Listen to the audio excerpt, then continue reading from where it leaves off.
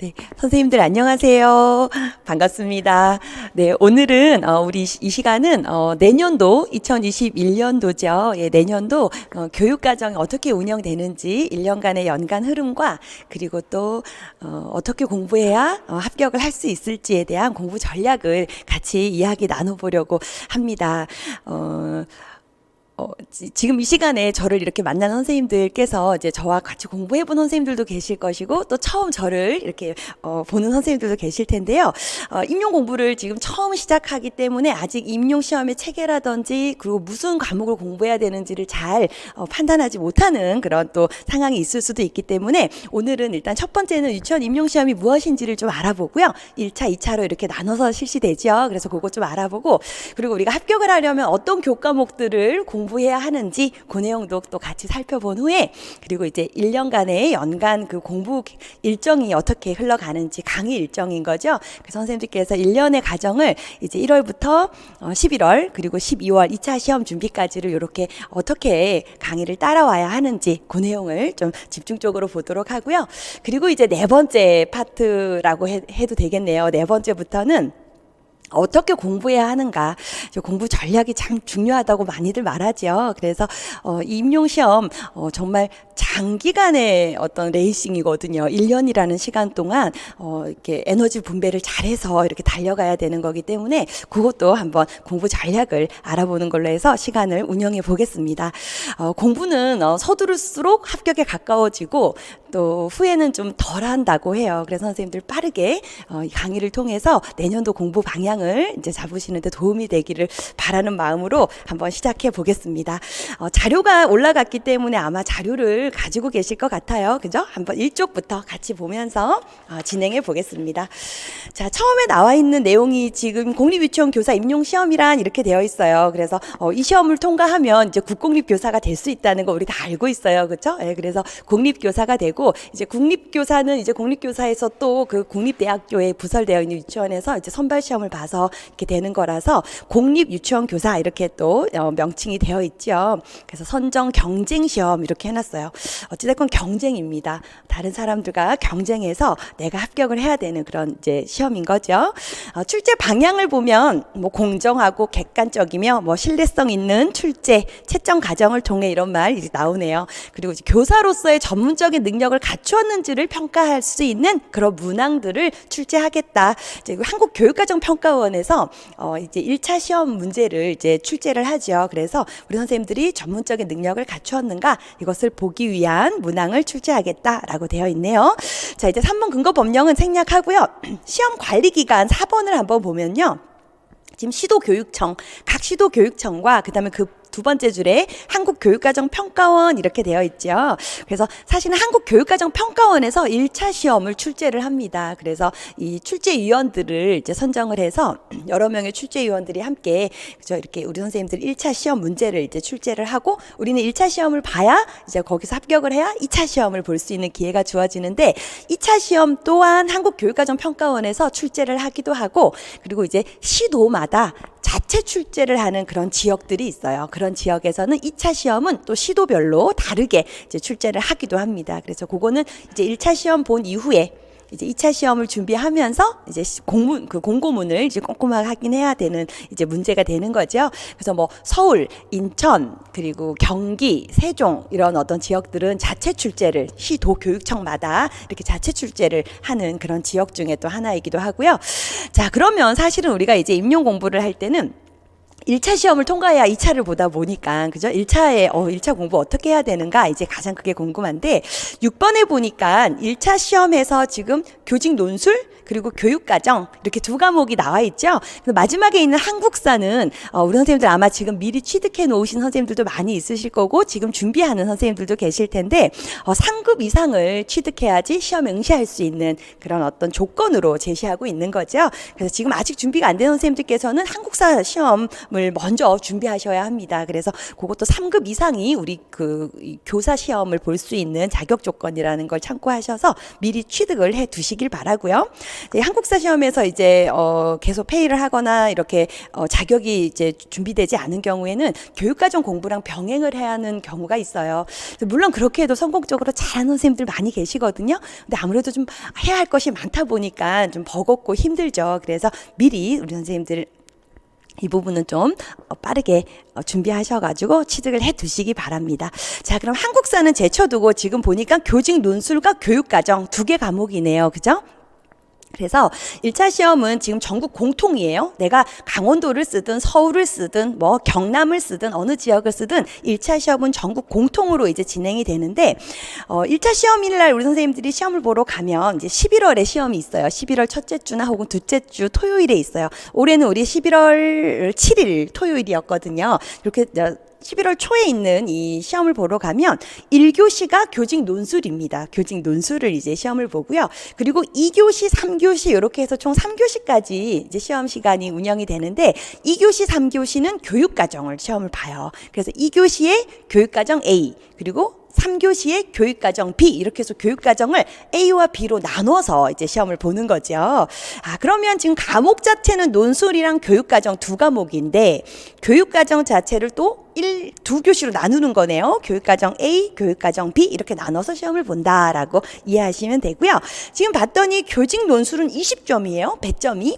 그리고 교육과정이 80점으로 이렇게 배점이 되어 있죠. 그래서 또 두 가지 합쳐서 100점 만점의 이런 시험입니다. 자, 교직 논술 같은 경우는 문항이 한 문항이고요. 한 문항을 이렇게 논술형으로 선생님들이 이제 문장으로 풀어서 쓰는 그런 논술형 시험을 보게 되고요. 60분간 이제 문제 분석하고 문제에서 요구한 내용을 이제 서술을 하는 서론, 본론, 결론을 갖추어서 서술을 하는 그런 논술형 시험입니다.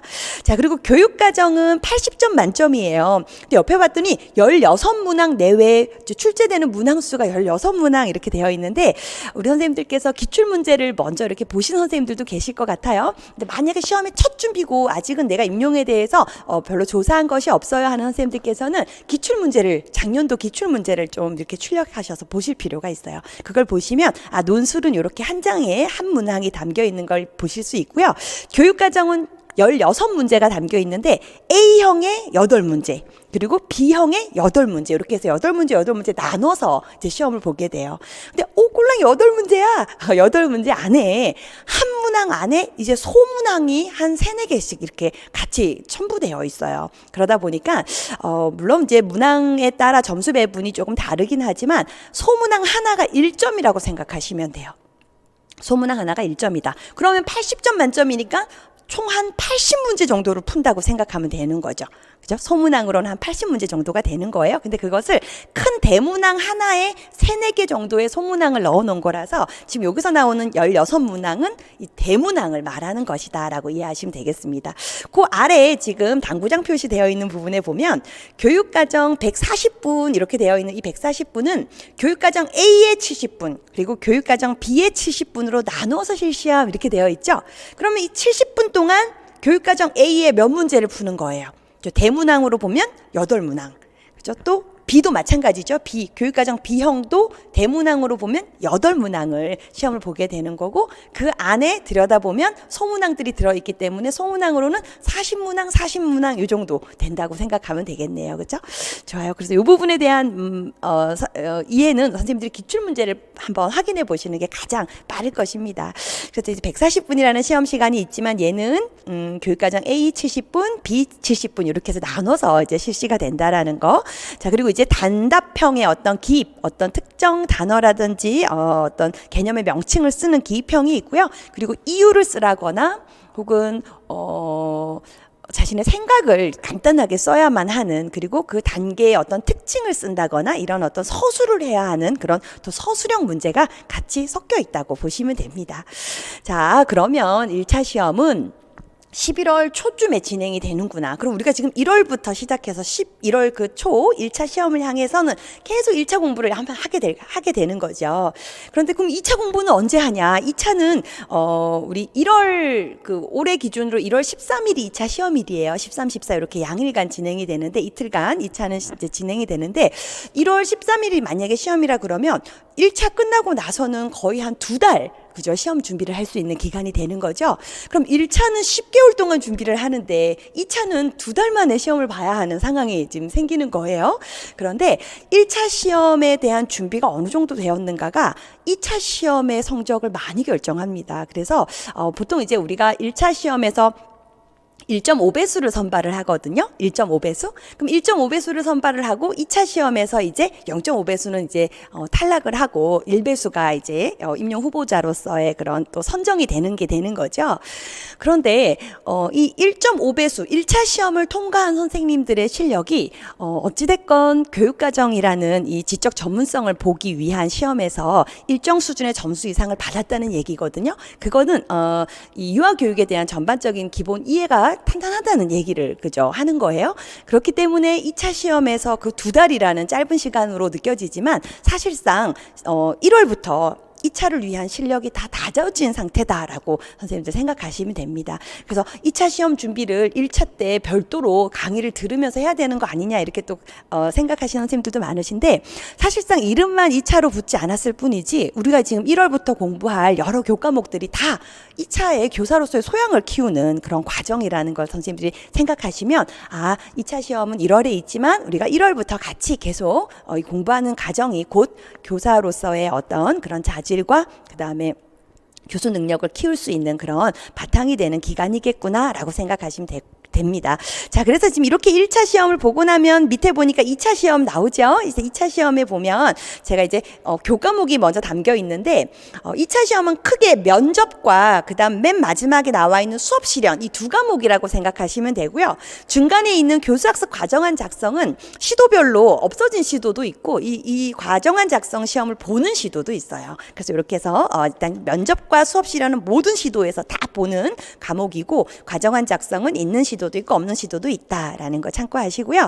아까 제가 1차 시험에서 1.5배수를 선발하고 2차 시험에서 이제 1배수가 최종 합격을 하는 걸로 안내를 드렸죠. 그래서 만약에 100명을 선발한다 그러면 1차 시험에서 150명을 그죠? 합격자로 발표를 하고 그리고 나서 이제 2차 시험에 응하게 되는 겁니다. 그리고 난 다음에는 최종 100명이 이제 합격을 하게 되겠죠. 그래서 강원도만 2배수를 이제 선발을 하고요. 그 외의 시도는 모두 다 1.5배수를 선발하는 그런 전형을 가지고 있습니다.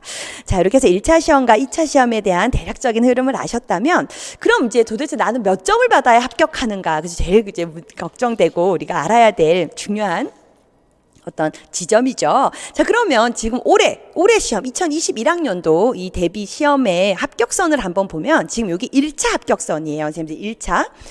지금 평균, 전국 평균으로 나와 있는 게 79점이네요. 우리 아까 논술 20점, 교육과정 80점이었기 때문에 이 둘을 합하면 100점 만점이었거든요. 그럼 100점 만점에서 1차 합격선이 79.10이 나왔어요. 그럼 79점 이상을 받은 선생님들은 합격을 한 거네요.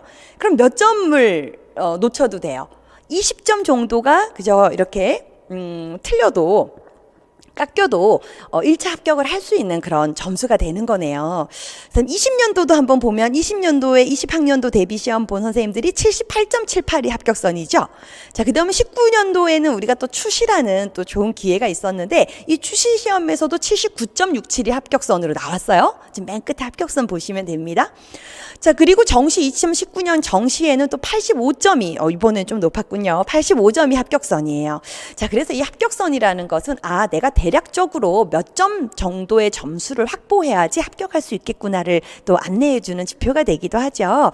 자, 그러면 시험이 쉽다는 건 우리 모두에게 쉽기 때문에 나 또한 점수를 조금 더 확보할 수 있는 것이 되고 어렵다면 다 모든 응시자들에게 어려운 난이도가 좀 높은 시험인 경우에 어렵게 느껴지기 때문에 전체적인 합격선도 조금 떨어지게 되거든요. 자, 그럼 우리가 이거 80점을 기준으로 좀 잡아볼까요, 선생님들? 지금 그 이쪽에 맨 아래에 지역별 합격선은 선생님들 참고하시기 바랍니다. 서울, 경기 이렇게 지역별로 커트라인이 나와 있는데 원래는 서울이 항상 좀 커트라인이 높았거든요. 근데 올해는 서울과 경기가 큰 게 1.67 정도 차이가 나고 충북이 가장 두 번째 그 라인의 끝에서 두 번째 있는 충북이 가장 합격 커트라인이 82점으로 높은 지역이 되었네요. 그죠? 이렇게 해서 요거는 또 이제 어떤 매년 조금씩은 또 변동이 있기 때문에 전 선생님들께 너무 커트라인을 의식하지는 말아라. 이런 얘기를 해드리고 싶고요. 그럼 도대체 나는 이걸 80점이 합격 기준이라고 했을 때 몇 점을 받아야 좀 안정적일까? 우리 뒤에 좀 볼까요? 자, 뒤에 3쪽을 보면요. 우리 1차 합격선 전국 평균에서 지금 3가지 정도를 담아놨는데, 교육과정이 아까 80점 만점이었죠? 그리고 논술은 20점 만점이었어요. 기억나나요? 그죠? 교육과정 A, B로 나눠서 시험이 이루어지는데, 16문항이라고는 되어 있지만 소문항들이 있어서 한 문항, 작은 소문항 하나가 1점 정도라고 우리가 대략적으로 접근했을 때 80개 문항을 풀고 80점을 받아요. 그럼 한 개 문항 틀리면 1점씩, 그죠? 깎이는 게 되네요. 그럼 몇 문제는 틀려도 될까? 80문제를 푸는데 10문제 정도를 틀린다고 하면 70점을 받는 거죠. 교육과정에서만 70점을 받는 거예요. 5문제 정도 틀리면 75점을 받는 거죠. 그래서 지금 그 밑에 나와 있는 80점 만점 아래 나와 있는 게 70점에서 한 75점 정도를 받으면 5개에서 10개 정도를 틀리면 안정적인 합격선 안에 들어갈 수 있다라는 얘기가 되는 거죠. 다 맞아야 되는 시험이 아니네요. 만점 받아야 되는 시험이 아니라 5개에서 10개 정도. 엄청 우수한 성적이에요. 10개 틀려도 이거 정말 선생님들 보통 이제 커트라인 주변에 선생님들이 가장 많이 분포되어 있고요. 그 위에 이제 몇 점 이상이 1차에서 확보되었는가에 따라서 이제 그 2차 시험의 결과도 조금씩은 또 영향을 미칠 수밖에 없지만 이 합격선 주변에 가장 많은 선생님들이 이제 분포되어 있다고 보시면 되고, 이런 식으로 5점, 6점, 7점, 8점, 10점 정도의 점수를 확보해 놨다는 건 이것은 엄청 높은 점수를 1차에서 받은 것이 되기 때문에 선생님들이 5개 틀린다, 10개 틀린다, 이 정도는 내가 틀려도 되는 점수구나 라고 이해하시면서 이제 논술도 또 잡으러 가야 되죠. 논술도 한번 보면요. 논술은 20점 만점이에요. 우리 아까 한 문항을 푸는데 20점 만점이었죠. 자, 20점 만점에서 18점에서 20점 정도를 20점 만점 받으면 너무 좋죠. 우리 올해도 이제 20점 만점 받은 선생님들이 상당히 많으셨는데 갈수록 이제 논술 시험의 어떤 채점의 객관성을 높이고자 지문에서 찾아 쓰는, 그리고 찾아 쓰면서 거기에 나의 생각을 덧붙이는 이런 어떤 유형의 시험이 출제되고 있어요. 그래서 논술도 우리 교육과정을 탄탄히 하면서 이제 글쓰기 연습을 한다 그러면 어느 정도의 점수 확보가 이제 가능한 그런 또 과목입니다. 그래서 18점에서 20점 정도를 만약에 받는다라고 하면 이 점이 만약에 점수가 논술에서 이렇게 깎이는 것으로 했을 때 교육과정이 70점, 그리고 논술이 18점 이렇게 되면 어떻게 돼요? 88점이라는 점수가 나오는 거죠. 그리고 교육과정이 75점이고 논술이 20점 만점 받게 되면 95점이라는 점수가 나오게 됩니다. 그렇죠? 우리 올해도 우리 선생님들 중에 그 합격한 선생님들이 소식을 전하면서 91점 받았다, 92점 받았다, 89점 받았다 이런 선생님들이 계셨거든요. 그러니까 지금 결국에는 교육과정에서, 물론 교육과정이랑 교직 논술 점수에 대한 구체적인 걸 모르지만 교육과정에서 한 6개 정도 틀렸고 논술에서 1, 2점 정도 깎이고 이렇게 되는 상황이 되는 거죠. 자, 이렇게 해서 내가 받아야 될 점수가 한 88점에서 95점 정도 사이다라는 목표를 구체적으로 세우고 이제 공부가 시작된다라고 이해하시면 됩니다. 그래서 아직은 시작이기 때문에 이게 80점 만점에 내가 몇 개를 틀릴지, 그죠? 몇 점의 점수를 받게 될지 이런 것들이 조금은 좀 막연히 추상적이지만 대략적으로 점수가 이렇게 나오면 되는구나라고 이해를 해 두시면 좋을 것 같아요. 여기서 알아야 될 건 뭐예요? 만점 받는 시험 아니라는 거, 다 맞춰야 되는 시험 아니라는 거, 이게 매우 중요한 의미를 갖는 말이에요. 뒤에서 우리가 시험 과목 공부를 이제 시험 범위라고 해야 되죠. 시험 범위를 어디까지 확장해야 되는가에 대한 이야기를 간단히 하려고 하는데요.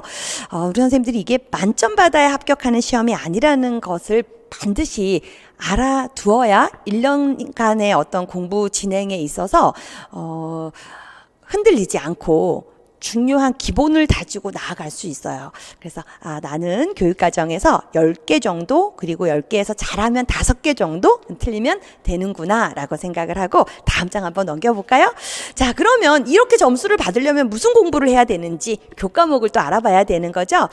일단 한국교육과정평가원, 우리 그 문항 출제 기관이죠. 문제 출제 기관인 교육과정평가원에서는 시험의 범위를 유아교육과, 유치원 교육과정 전 영역으로 제시하고 있어요. 유치원 유치원 교육과정, 여기서 말하는 유치원 교육과정이 뭐냐? 국가수준 교육과정을 말하는 거거든요. 이제 국가에서 이제 교육부에서 이제 고시한 2019 개정 누리과정이 되는 거죠. 그래서 올해 3월 1일부터 현장에 적용되고 있는 이 유아중심, 놀이중심 교육과정, 이게 지금 시험 범위다라는 거예요. 그럼 지금 교육부에서 내놓은 책이 이와 관련돼서 현장에 활용하라고 지금 제공한 책이 총 3권이거든요. 2019 개정 누리과정 해설서라는 책이 있어요. 그리고 2019 개정 누리과정 놀이 이해 자료라는 책이 있고, 또 놀이 실행 자료, 이렇게 총 3권의 책이 지금 나와 있고, 우리가 이걸 주로 공부를 하면서 외워야 될 그런 어떤 또 책이 되죠. 그럼 이 3권만 외우면 되냐? 그게 아니라 2019 개정 누리과정이 만들어지기 위해서 여러 교과목들이 바탕이 되어 있겠죠. 그래서 그런 어떤 학문적인 이론들이 녹여져서 그 개정 누리과정이 나온 거기 때문에 그와 관련된 공부를 다 해야 되는 거죠. 그래서 국가수준 교육과정인 2019 개정 누리과정 공부해야 하고, 그리고 그 누리과정이 나오기까지의 배경이 된 여러 학문 교과들을 또 봐야 되는구나 라고 이해하시면 되고요. 그 밑에 보니까 지금 동그라미 안에 크게 3개 들어있는 유아교육 개론, 그리고 누리과정, 그리고 교육과정 운영, 이렇게 해서 지금 크게 3개로 나눠져 있는데, 유아교육 개론 부분에 이제 세부 내용 영역을 좀 볼까요? 선생님들 잘 자료 보이시나요? 첫 번째가 지금 유아교육의 성격, 그랬어요. 성격. 그래서 제가 이름을 이렇게 성격이라 붙여놨는데요. 여기는 이제 우리 유아교육이 무엇을 지향하는지, 그리고 또 복지사회와 함께 우리 유아교육의 역할이라든지 아동 복지 부분, 그리고 우리 유아교육의 한국의 역사, 이런 것들을 다루는 영역이에요. 그래서 성격이라는 이름으로 묶었고요. 그 다음에 사상이죠. 교육사상. 그래서 우리 선생님들 잘 알고 있는 루소, 듀이, 이런 어떤 교육 사상가들을 이제 배우는 그런 과목입니다.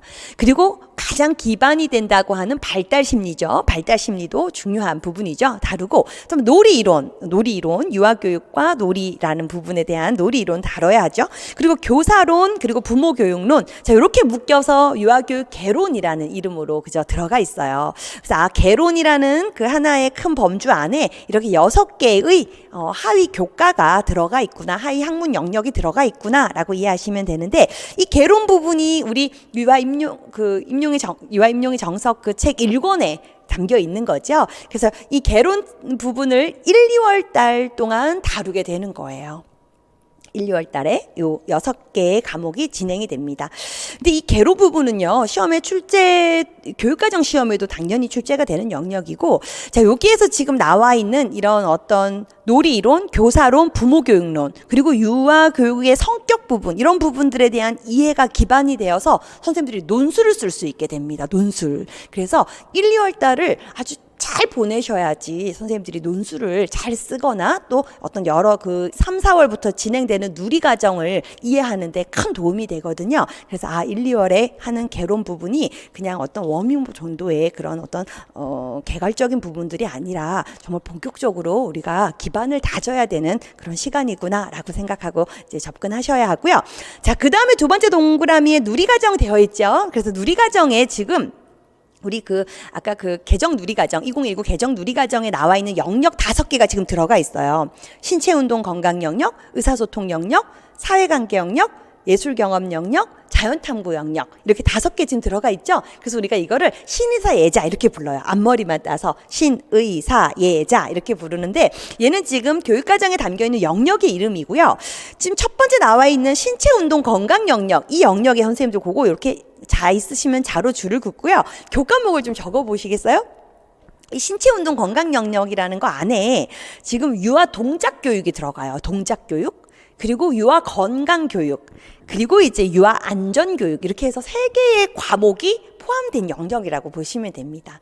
그래서 우리가 유아 동작 교육, 체육이죠. 체육. 그죠? 체육. 그리고 건강 안전, 이 부분이 다 신체운동 건강 영역에 해당되고요. 그 다음에 이제 의사소통 영역 해놨어요. 얘는 뭐예요? 선생님들 교과로 보면 그죠? 국어예요. 국어. 그래서 우리가 유아 언어 교육, 그리고 유아 문학 교육, 이 2과목이 또 이 안에 들어갑니다. 유아 언어 교육과 유아 문학 교육.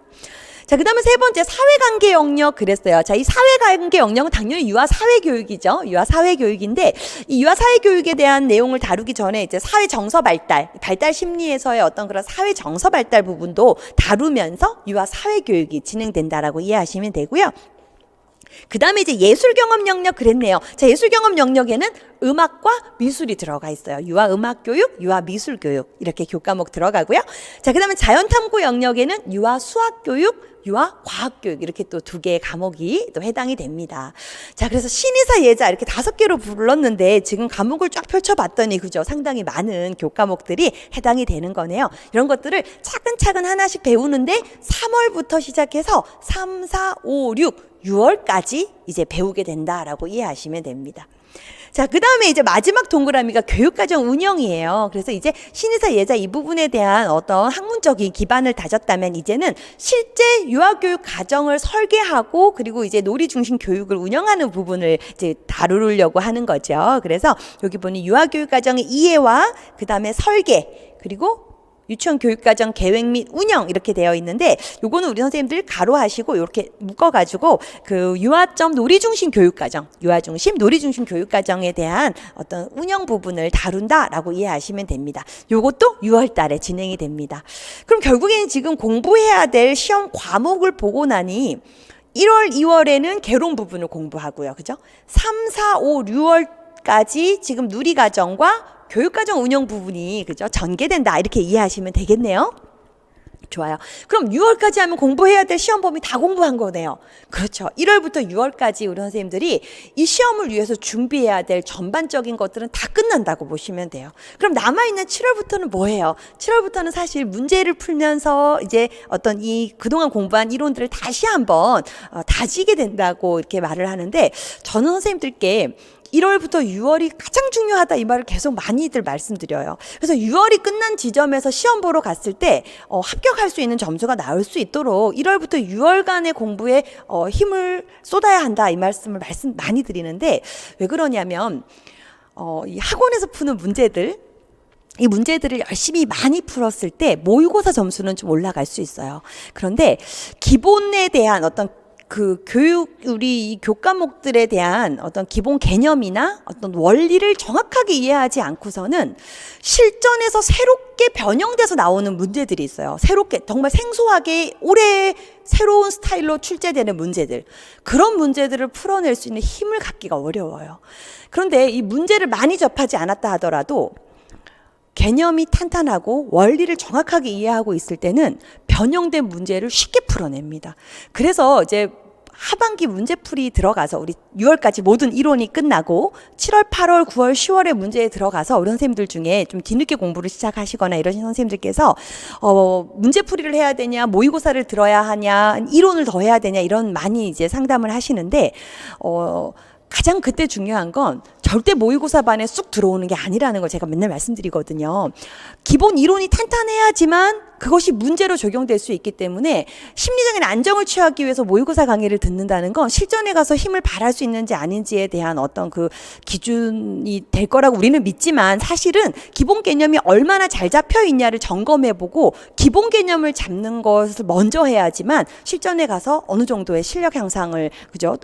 통해서 이제 점수를 얻을 수가 있다는 거죠. 그래서 지금 1월부터 6월이 지금 너무 중요하다는 말씀을 드리고 싶어서 제가 이렇게 말씀드리는데 우리 선생님들 지금 이 시기에 저랑 이 설명회를 같이 듣고 있는 선생님들께서는 1월부터 공부를 할 수 있는 어느 정도의 지금 준비가 되었기 때문에 이 설명회를 지금 듣고 있을 거라고 생각해요. 그래서 아까도 제가 시작할 때 말씀드렸지만 공부는 빠를수록 유리하다.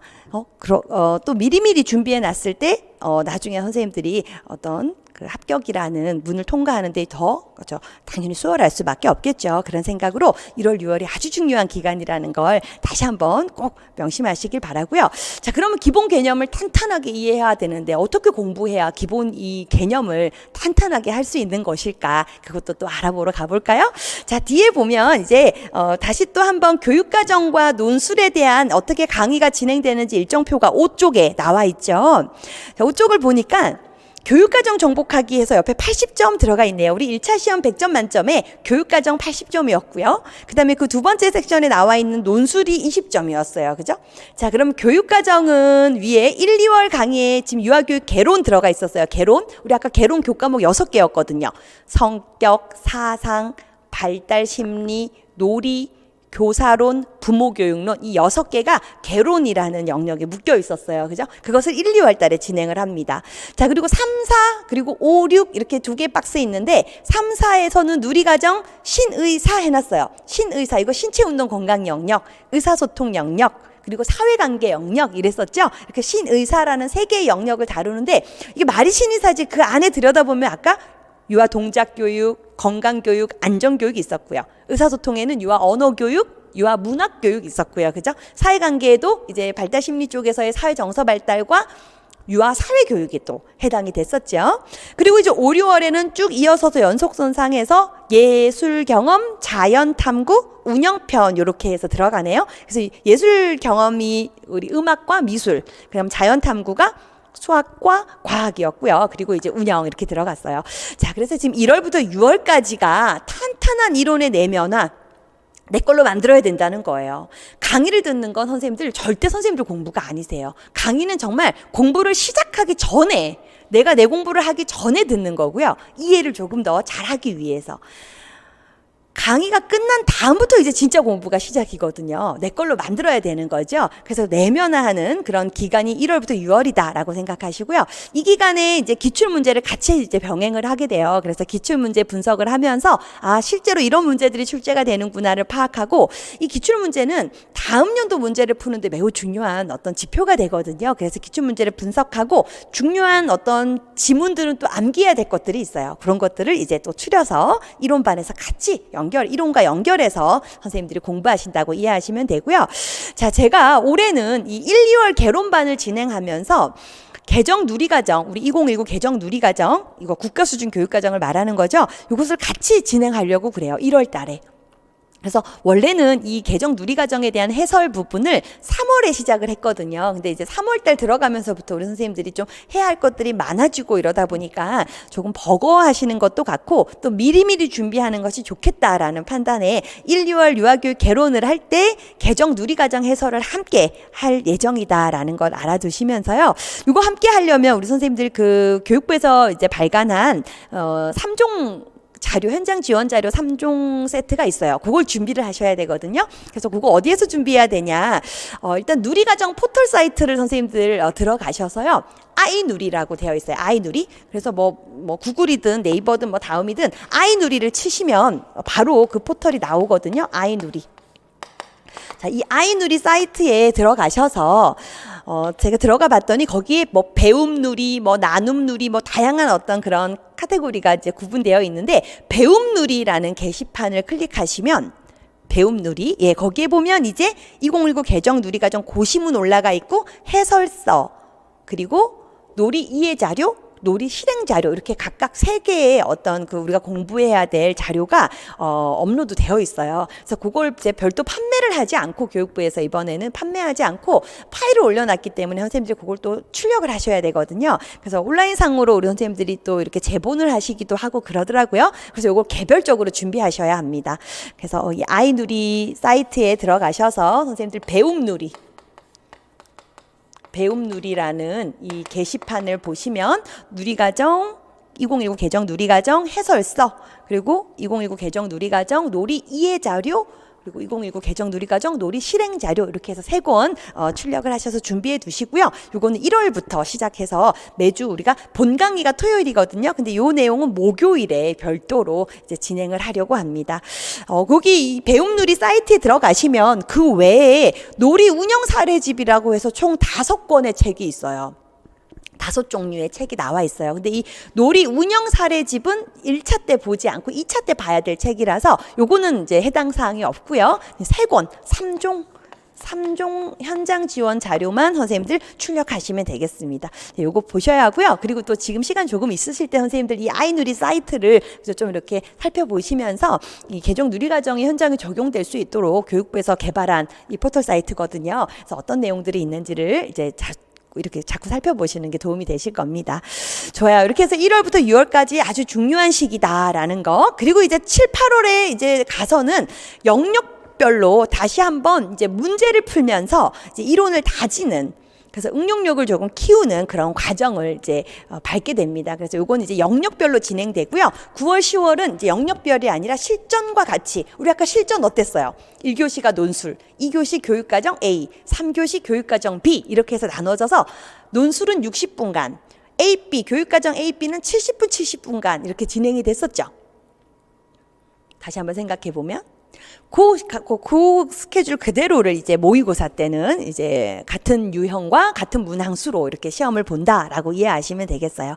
그러고 나면 이제 11월 첫째 주 혹은 둘째 주 토요일에 시험 공고가 또 나오겠죠. 내년도 시험일에 맞춰서 우리 선생님들 시험 보러 이제 들어가게 되겠네요. 자, 이렇게 해서 1년의 연간 강의 일정이 이렇게 흘러간다는 거 이해해 두시고, 지금 우리가 같이 본 거는 교육과정 80점을 정복하는 그 플랜이에요. 자, 그럼 이제 논술 20점은 어떻게 하는가 부분이네요. 같이 좀 볼까요? 자, 논술은요 4월에 시작이 돼요. 4월부터 5월에 논술 기초반 이렇게 해서 먼저 시작이 되네요. 그리고 6월, 7월에 논술 실전반 이렇게 해서 또 운영이 되고요. 그리고 이제 9월, 10월에 가면 모의고사 이렇게 되어 있는데, 우리 아까 모의고사 반에 가면 1교시가 논술이었죠. 그래서 이때 또 다시 논술을 접하게 돼요. 그럼 교육과정에서 지금 1월부터 시작되는 그 일정 중에 논술은 4월 달부터 시작된다는 건데, 왜 1, 2, 3월 달에 하지 않고 4월 달에 할까? 그래서 이거 초반에는 선생님들께서, 그러니까 제가 강의를 우리 선생님들하고 지금 내년이 6년 차거든요.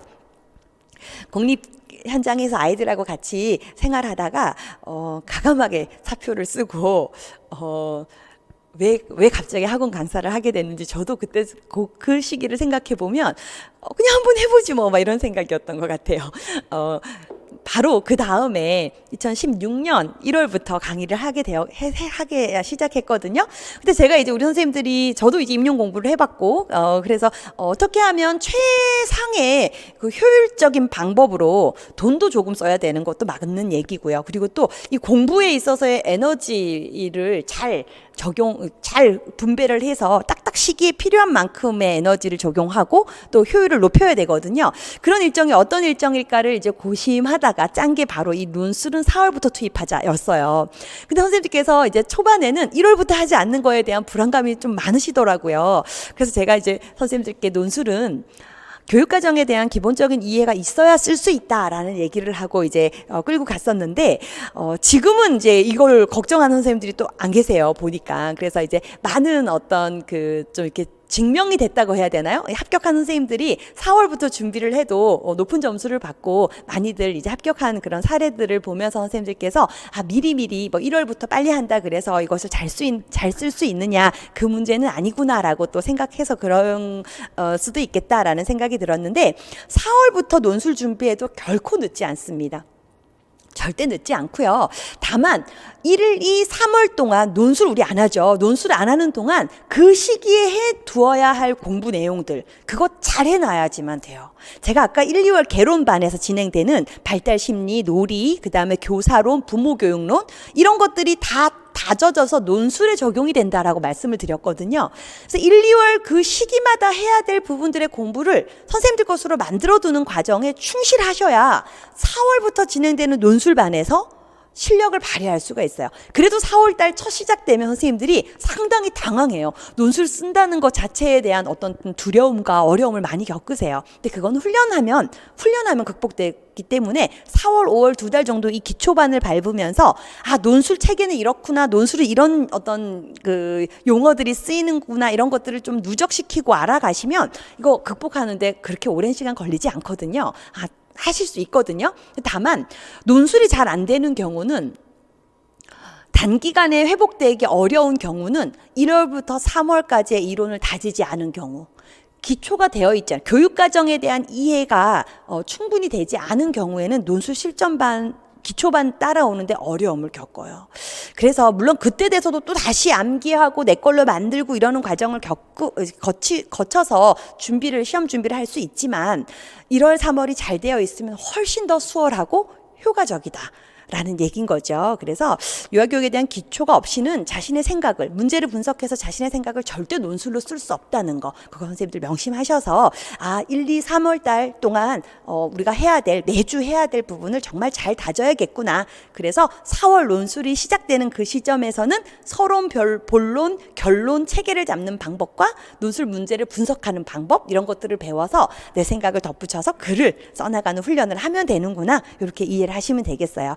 그래서 이 논술 기초반은요, 그동안 기출된 문제들을 중심으로 진행이 됩니다. 그래서 총 8주간 진행되는 과정이거든요. 8주 동안 진행되는데, 거기 두 번째 글을 보니까 최근 9년간의 기출 문제를 바탕으로 논제를 정확하게 분석해서 타당한 논거 찾기 훈련을 한다, 이렇게 되어 있는데, 이 논술 기초반은 기출 문제를 중심으로 다뤄진다라는 거 이해하시고요. 자, 그리고 6월, 7월 논술 실전반으로 가면 이제는 기출 문제가 아니라 제가 출제한 그런 출제 예상 문제가 되는 거죠. 그래서 예상 문제를 이제 바탕으로 선생님들이 다양한 문제들을 이제 풀어보면서 이제 논술 실전력을 기르는 거죠. 이렇게 해서 진행된다는 거 알아두시고, 그다음에 이제 9월, 10월 모의고사 반에 가면 이 모의고사가 총 8주 동안 진행이 돼요. 8주 동안 진행된다는 건 1교시가 항상 논술이니까 총 8편의 논술을 시험을 볼 수 있다는 거네요. 그죠? 그래서 또 실전반과는 중복되지 않은 또 새로운 논제로 이제 논술 시험을 보면서 이제 논술 준비를 끝낸다라고 이해하시면 되겠습니다. 좋아요.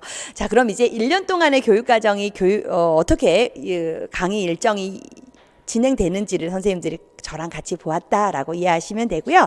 뒤로 넘겨서 연간 강의 일정이 다시 한번 표로 이렇게 정리가 되어 있는데요. 지금 그 밑에 한글표 박스로 되어 있는 부분 보면 지금 역시나 교육과정과 논술로 나눠져 있죠.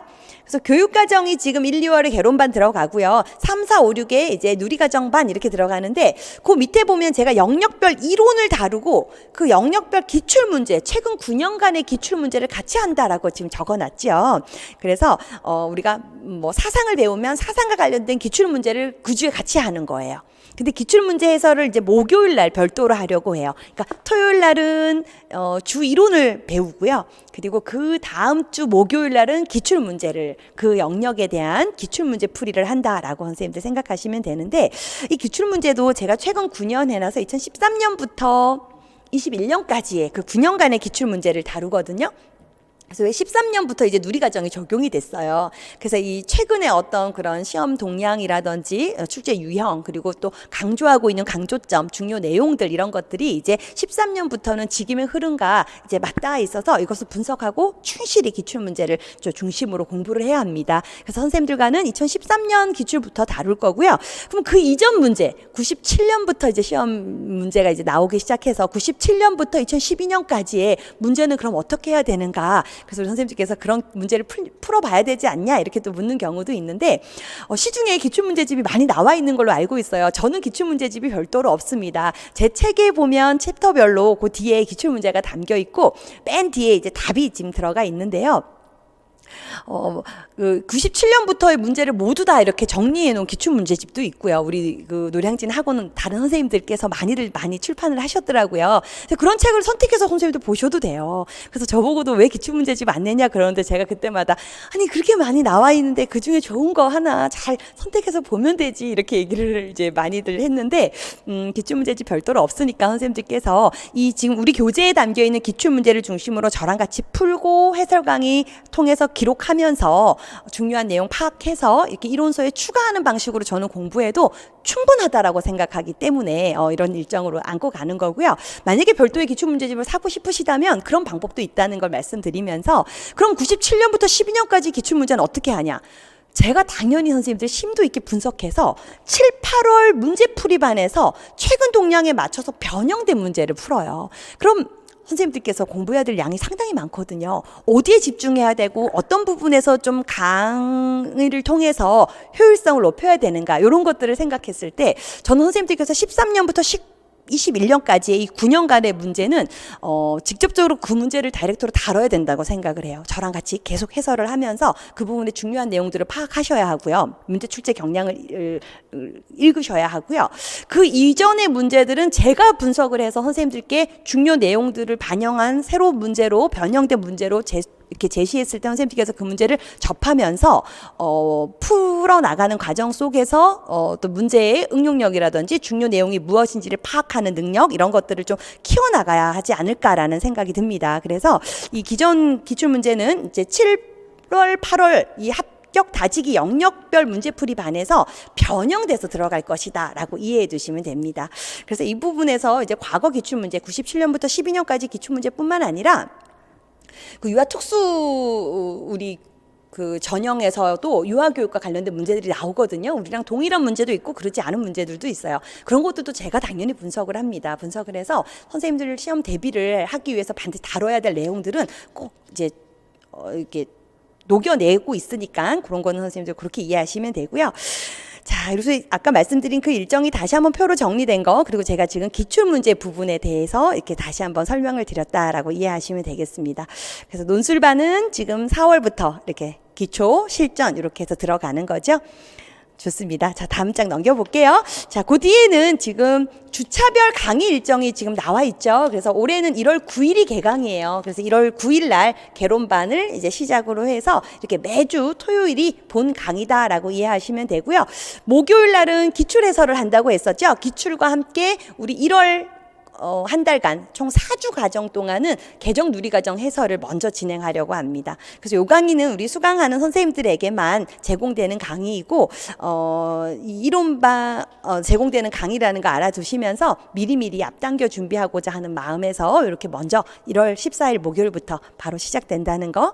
자, 그리고 논술은 매주 화요일 날 진행이 돼요. 그래서 4월부터 시작이네요. 그죠? 예, 그리고 주차별 일정도 선생님들 참고하셔서 1년의 흐름을 잘 이해해 보시기 바랍니다. 자, 이제 뒤로 넘겨서 8쪽이랑 9쪽에 나와 있는 내용은 이제 강의의 어떤 특징을 적어 둔 거예요. 그래서 선생님들 그거 참고로 읽어 보시고요. 저하고는 10쪽 한번 가보겠습니다. 자, 10쪽에 보면요. 성장하는 공부법 이렇게 해놨어요. 그래서 그냥 합격을 위한 공부가 아니라 정말 우리 선생님들이 성장할 수 있는 공부를 하기를 바라는 마음에서 제가 성장하는 공부법 그랬는데요. 선생님들이 이게 지금 교사가 되는 과정을 선택하신 거거든요. 그래서 나는 왜 교사가 되려고 하는지, 어떤 교사가 되려고 하는지 이런 생각을 하지 않고서 그저 합격하기 위해서 공립교사가 되고 싶어서 이런 마음을 갖고 있다면 공부를 진행하는 과정에서 오는 어떤 좌절이나 어떤 역경을 이겨내는데 좀 역부족일 수가 있어요.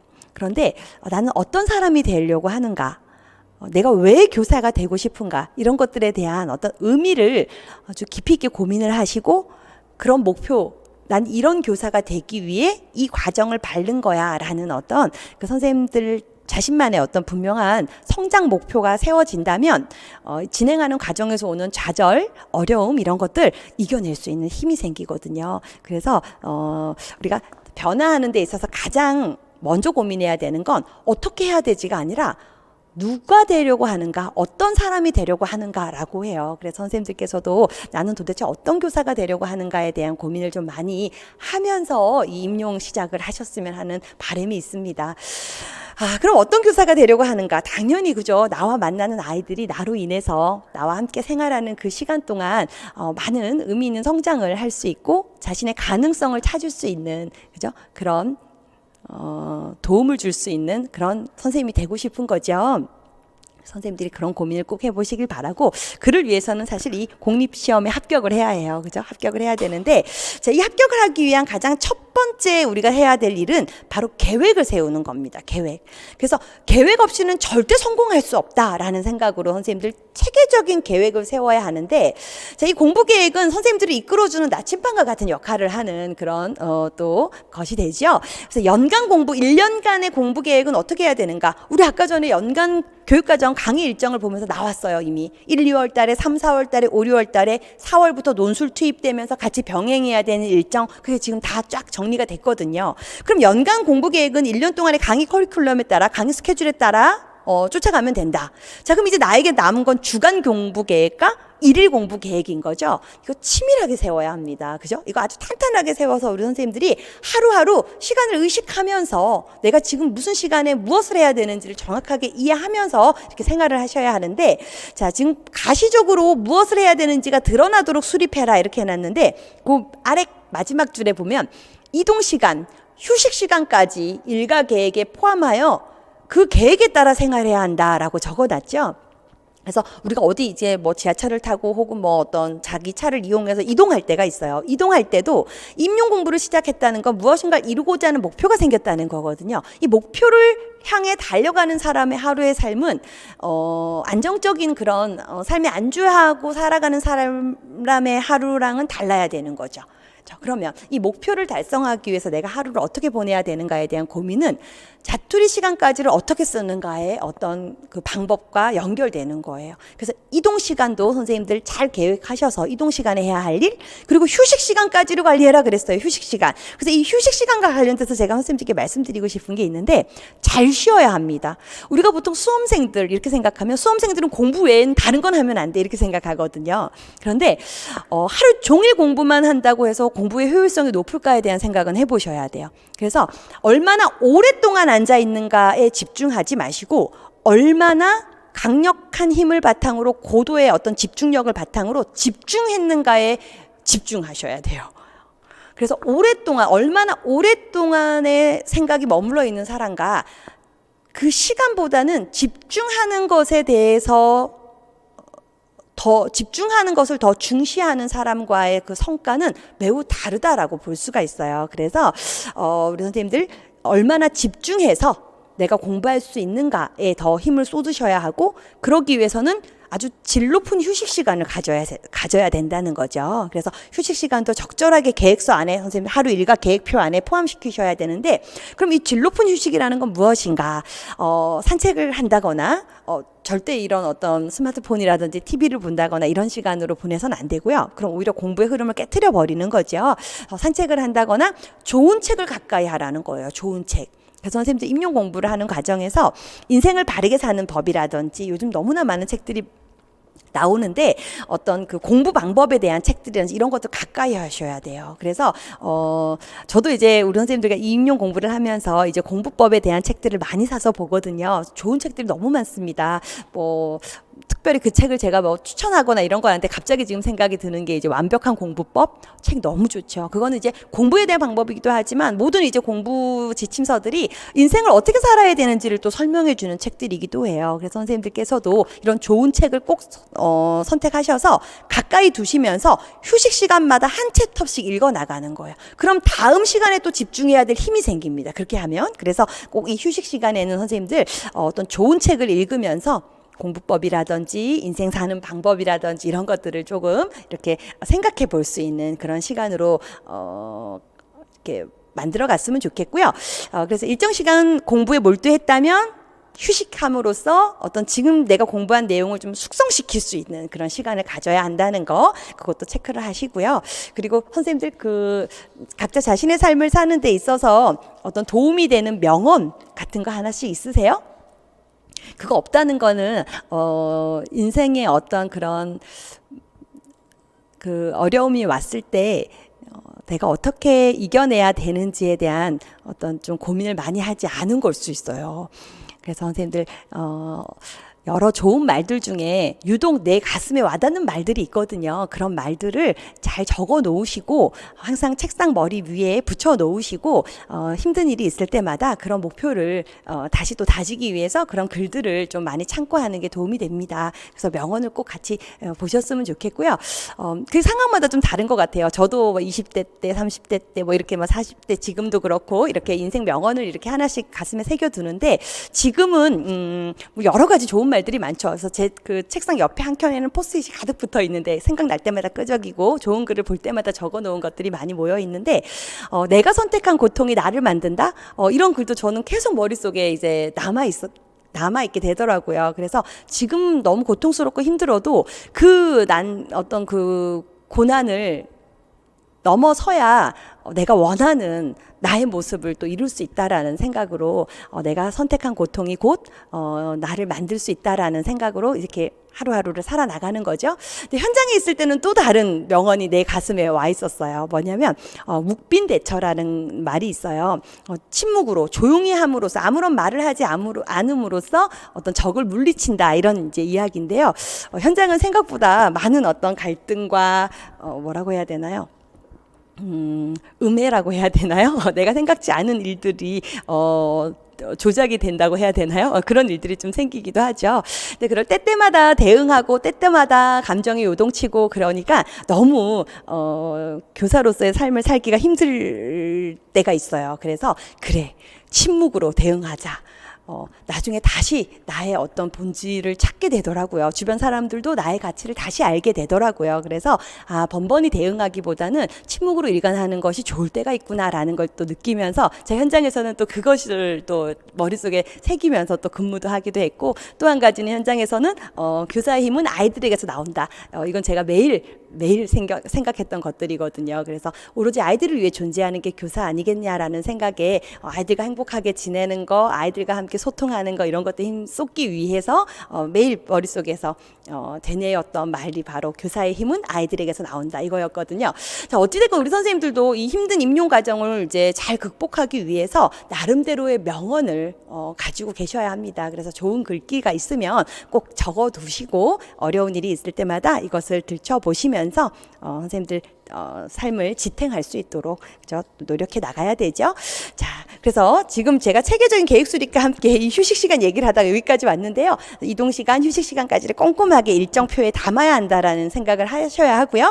자, 그다음에 두 번째 봤더니 강의 수강 시간 많은 것이 결정됩니다. 그랬어요. 그래서 우리 선생님들 강의를 이제 듣게 되실 텐데 강의를 듣는 시간에는 매우 적극적인 자세와 즐거운 마음가짐을 가지셔야 돼요. 내가 오늘 이걸 통해서 무엇을 배우겠다라는 이런 어떤 좀 이렇게 적극적인 그런 또 자세로 임했을 때 효과가 달라지거든요. 그래서 강의를 들을 때는 네 가지가 동시에 움직여야 된다 이렇게 해놨어요. 귀, 일단 제가 설명을 하니까 그죠, 귀가 열려 있어야 되는 거죠. 그 다음에 눈, 책을 보면서 혹은 제가 판서를 하면서 이제 강의를 하면 판서하는 것을 이제 보면서, 그리고 손, 적어야 되는 거죠. 빠르게 설명하는 것들을 막 열심히 적는 선생님이 있고요. 펜을 내려놓고 뒤에 이렇게 기대가지고 한참을 듣는 선생님들이 계세요. 손으로 다 기록을 하면서 공부를 해야지 나중에 그게 내게 됩니다. 그래서 손이 바삐 움직여야 하고요. 그리고 머리가, 그죠, 뇌가 계속 같이 움직여줘야 되는 거죠. 그래서 이 네 가지가 동시에 움직이면서 이렇게 강의 수강을 하셔야 한다는 거.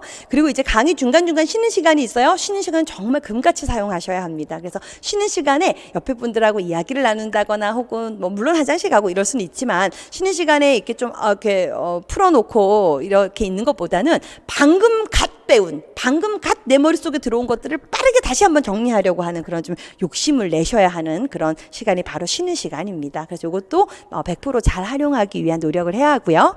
자, 그 다음에 이제 강의 듣는 거, 이거 선생님들 공부 아니라 그랬어요. 그죠? 강의 듣는 거 절대 내 공부가 아닙니다. 어떤 경우는 강의를 들으면 공부했다라고 위안을 삼기도 하는데 그건 절대 내게 된 게 아니죠. 3번부터가 진짜 내 거예요. 자, 셀프 테스트. 스스로 내가 잘 알고 있는지를 확인하는 과정을 반드시 거쳐서 그 과정을 통과해야 그게 내게 되는 거예요. 그래서 강의를 들었다면 그것을 내 것으로 만들어야 합니다. 제가 이렇게 적어놨죠. 그래서 강의 수강 후 3일 안에 끝내기 그랬어요. 그래서 우리가 토요일 날 직강 기준으로 강의를 하면 일요일, 월요일, 화요일, 수요일 정도까지 3일이라고 했지만 선생님들마다 공부 속도가 다 다르고 빨리 하는 데서 좋은 게 아니거든요. 그래서 자신이 할 수 있는 그 일정한 양을 이렇게 측정하셔가지고 정말 성취할 수 있는 그런 분량만큼을 그 시간 안에 이제 이뤄나간다라고 생각하시면서 적어도 3, 4일 안에는 끝낸다고 생각하시면 좋아요. 목요일 정도까지는 끝낸다라고 생각을 하면서 이해를 바탕으로 한 암기를 해라 그랬어요. 그래서 암기를 할 때 무작정 글자를 외우는 건 정말 잘못된 암기죠. 그것이 가능한가 하는 생각이 드는데 우리 선생님들 중에 그런 선생님들도 계셨어요. 정말 문장을 통째로 외워요. 그 문장을 통째로 외우는 건 크게 의미가 없는 공부가 될 수 있어요. 공부라는 건 그 하나의 문단 안에서 주요 핵심 키워드를 찾아내고요. 핵심이 무엇인지를 먼저 파악해야 돼요. 핵심을 파악해서 그 핵심 키워드를 먼저 외웁니다. 그런 다음에 이를 설명하기 위한 앞뒤 말들을 연결지어 나가면서 공부를 해야 되는데 그냥 첫 문장부터 첫 단어부터를 쭉 외우는 경우가 있어요. 그렇게 되면 핵심을 딱 집어두지 않았기 때문에 변형된 문제에서는 무엇이 어떤 그 답으로 적용돼야 하는지를 판단하기가 어려워져요. 그래서 암기를 할 때는 이해를 하고 그 이해의 어떤 중핵이 되는 내용이 무엇인지를 파악하고 그런 다음에 살을 붙여 나가면서 공부를 해 나가야 된다라는 건데 요건 이제 이론을 같이 이제 공부하다 보면 선생님들께서 주요 핵심을 파악하게 되고 그걸 먼저 암기하고 이제 살을 붙일 거예요. 자, 근데 이렇게 공부를 한 다음에는 스스로 내가 이걸 잘 알고 있는지를 확인하는 셀프 테스트를 거치라는 거죠. 그래서 어떻게 할 수 있을까요? 흰 종이를 두고 써보는 거예요. 그래서 제가 매우 강조하는 게 바로 이 백지 쓰기랑 말로 설명하는 방법이거든요. 이거 두 가지 선생님들 1월부터 강의 듣는 그 날부터 바로 적용하셔야 돼요. 그래서 공부를 했다는 건, 내가 외웠다는 건, 내가 이해하고 내 머릿속에 넣었다는 건 어떤 상황에서든 누군가에게 그것을 설명할 수 있다는 것. 그래서 말로 설명하기 전에 스스로 테스트하는 백지 쓰기. 흰 종이에다가 내가 공부한 걸 써보는 거죠. 외운 걸 쓰는 거예요. 그게 잘 써진다는 건 뭐예요? 장기 기억으로 정보가 잘 저장됐다는 거예요. 내가 누군가에게 처음 그 내용을 아는 사람에게 내가 루소 좀 설명해 줄게. 루소는 어떤 교육 사상가냐면 하고 설명할 수 있다는 건 뭐예요? 내가 루소의 사상을 잘 이해했다는 거예요. 그래서 이렇게 백지 쓰기와 말로 설명하는 이 방법을 꼭 병행하셔야 합니다. 그래서 이렇게 해서 자신의 것으로 만드는 것에 힘을 쏟아야 되는 거죠. 자, 그럼 이렇게까지 하면 내 장기 기억으로 넣어놨어요. 끝났을까? 절대 아니죠. 뭐예요, 선생님들? 반복해야 해요. 그렇죠? 우리 망각을 가장 우리가 기피해야 될, 경계해야 될 어떤 것이 되는데 반복 학습과 개념의 내면화를 위해서 노력을 해야 한다 그랬어요. 그래서 한번 장기 기억에 들어갔다 하더라도 이것을 자꾸 인출하지 않으면 그것은 궁극적으로는 소멸되는, 그죠? 망각될 수밖에 없는 거죠. 그래서 이것을 반복해야 되는데 우리가 이제 공부를 좀 한다는 학생들은 이 반복이 얼마나 중요한지 대부분 알고 있어요. 그래서 반복을 아주 틈틈이 하죠. 그래서 매우 어떤 높은 성적을 받게 됩니다. 근데 이제 문제는 이 반복을 어떻게 해야 되는가가 문제거든요. 제가 거기에 A 영역을 공부하고 B 영역을 공부하고 C 영역을 공부할 때는 다시 A를 공부한 후에 C를 해야 된다는 거예요. 자, 그리고 또 D로 넘어가야 되는가 했더니 D로 넘어가는 게 아니라 B를 또 다시 인출하고 C를 또 인출했네요. 자, 그 다음에 또 D를 가냐 했더니 D 새로운 영역 안 보네요. 다시 A, B, C를 또 반복해요. 그러니까 A 공부하고 B 공부하고 A하고 C하고 그 다음에 또 B하고 C하고 그리고 또 A, B, C하고 지금 이렇게 하면 A를 지금 몇 번 했어요? 3번 했네요. B도 3번 했어요. C도 3번 했어요. 지금 계속 다른 어떤 영역을 공부하면서 교차적으로 다른 그 이전에 해놓은 것과 연결지어서 반복했죠. 그리고 D를 새로 들어가요.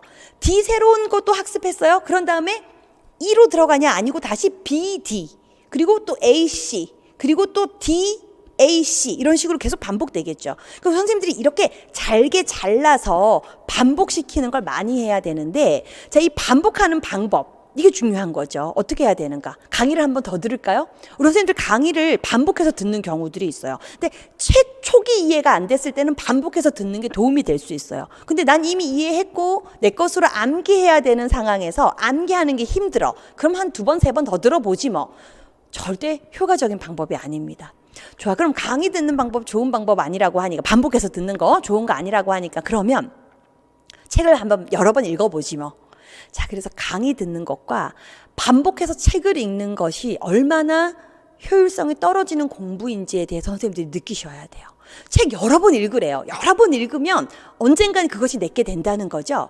여러 번 읽으면 이해를 하기 위한 좋은 어떤 수단은 될 수 있어요. 근데 이해를 했다는 건 그 다음에 바로 암기가 들어가줘야 된다는 건데 암기를 하지 않고 계속 읽는다? 그것은 결국엔 내게 되지 않는다는 얘기가 돼요. 그래서 저는 선생님들께 교재를 반복해서 읽는다는 그 어떤 방식을 언제 투입하냐에 따라서 되게 효과가 다르다라고 많이 말씀드리는데 초기에 강의 듣고 그 강의 내용 이해하기 위해 책을 읽어요.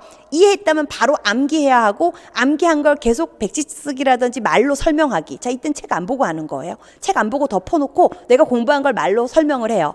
그런 다음에 이게 내 것이 확실하게 됐다라는 느낌이 있을 때 나중에 그 책 부분을 다시 읽어봐요.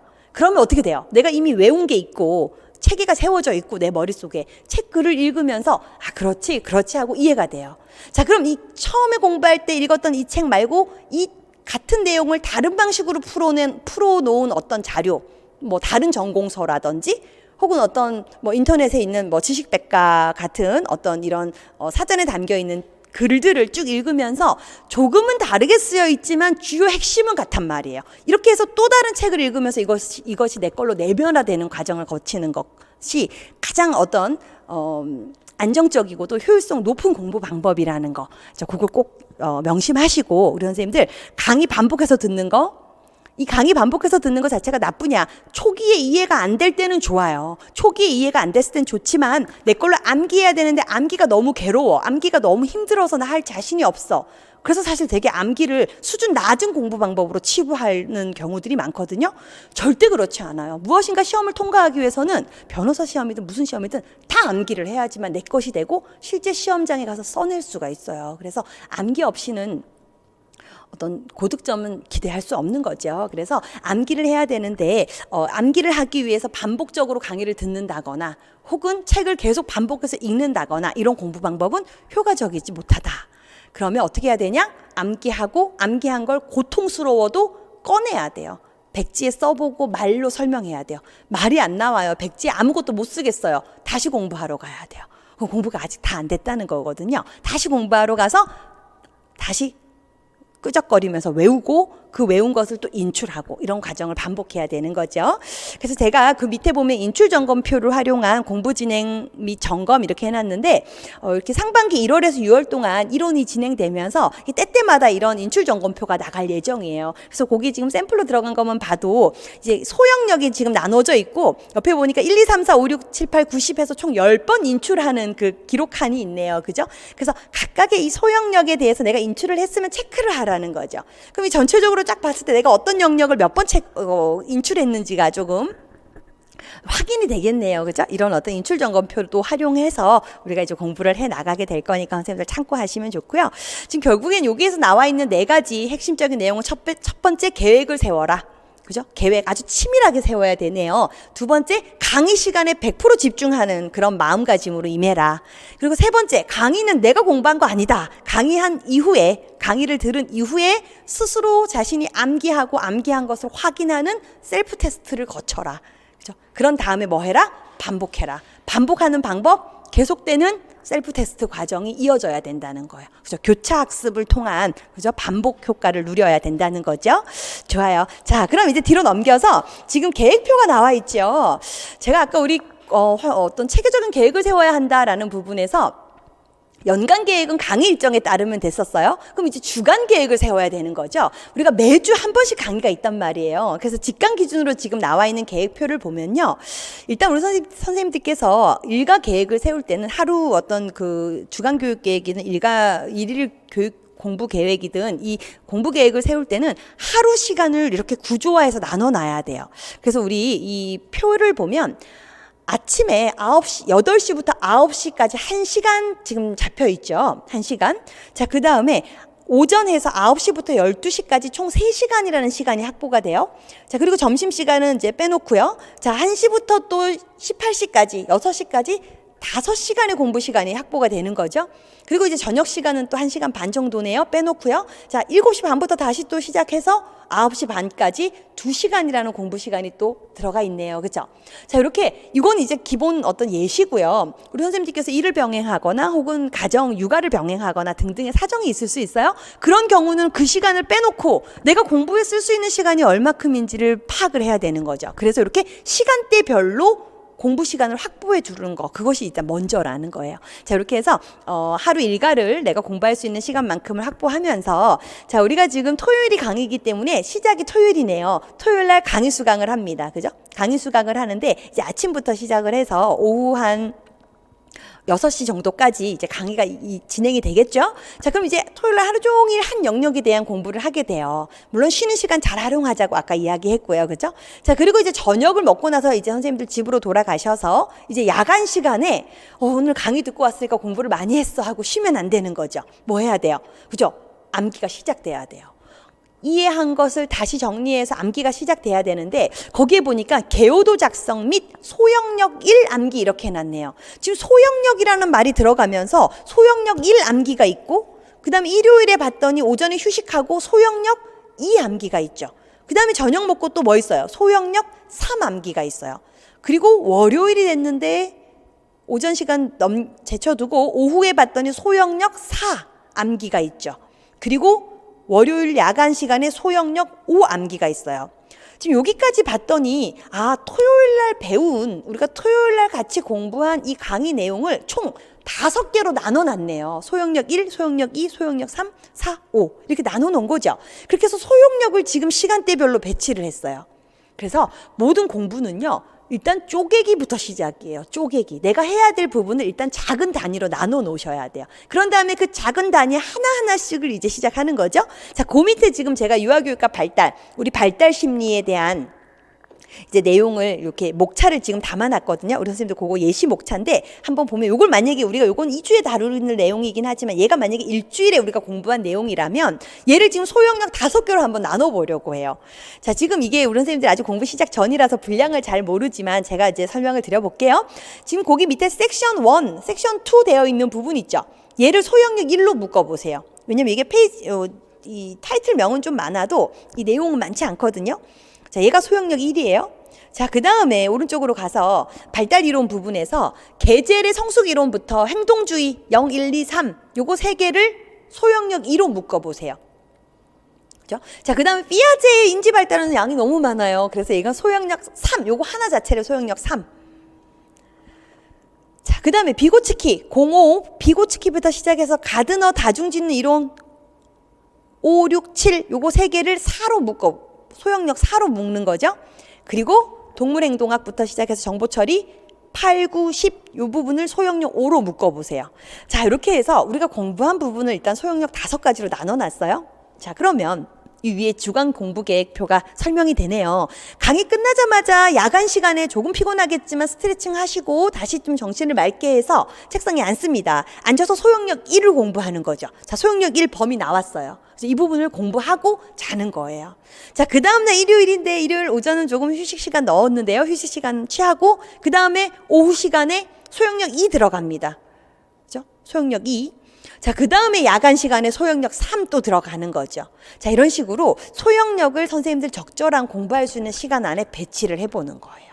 자, 근데 지금 소형력 1, 2, 3, 4, 5 해서 번호는 다 분리돼서 이렇게 적혀 있지만 선생님들 소형력 1하고 일요일날 소형력 2 들어가기 전에 뭐 해야 돼요?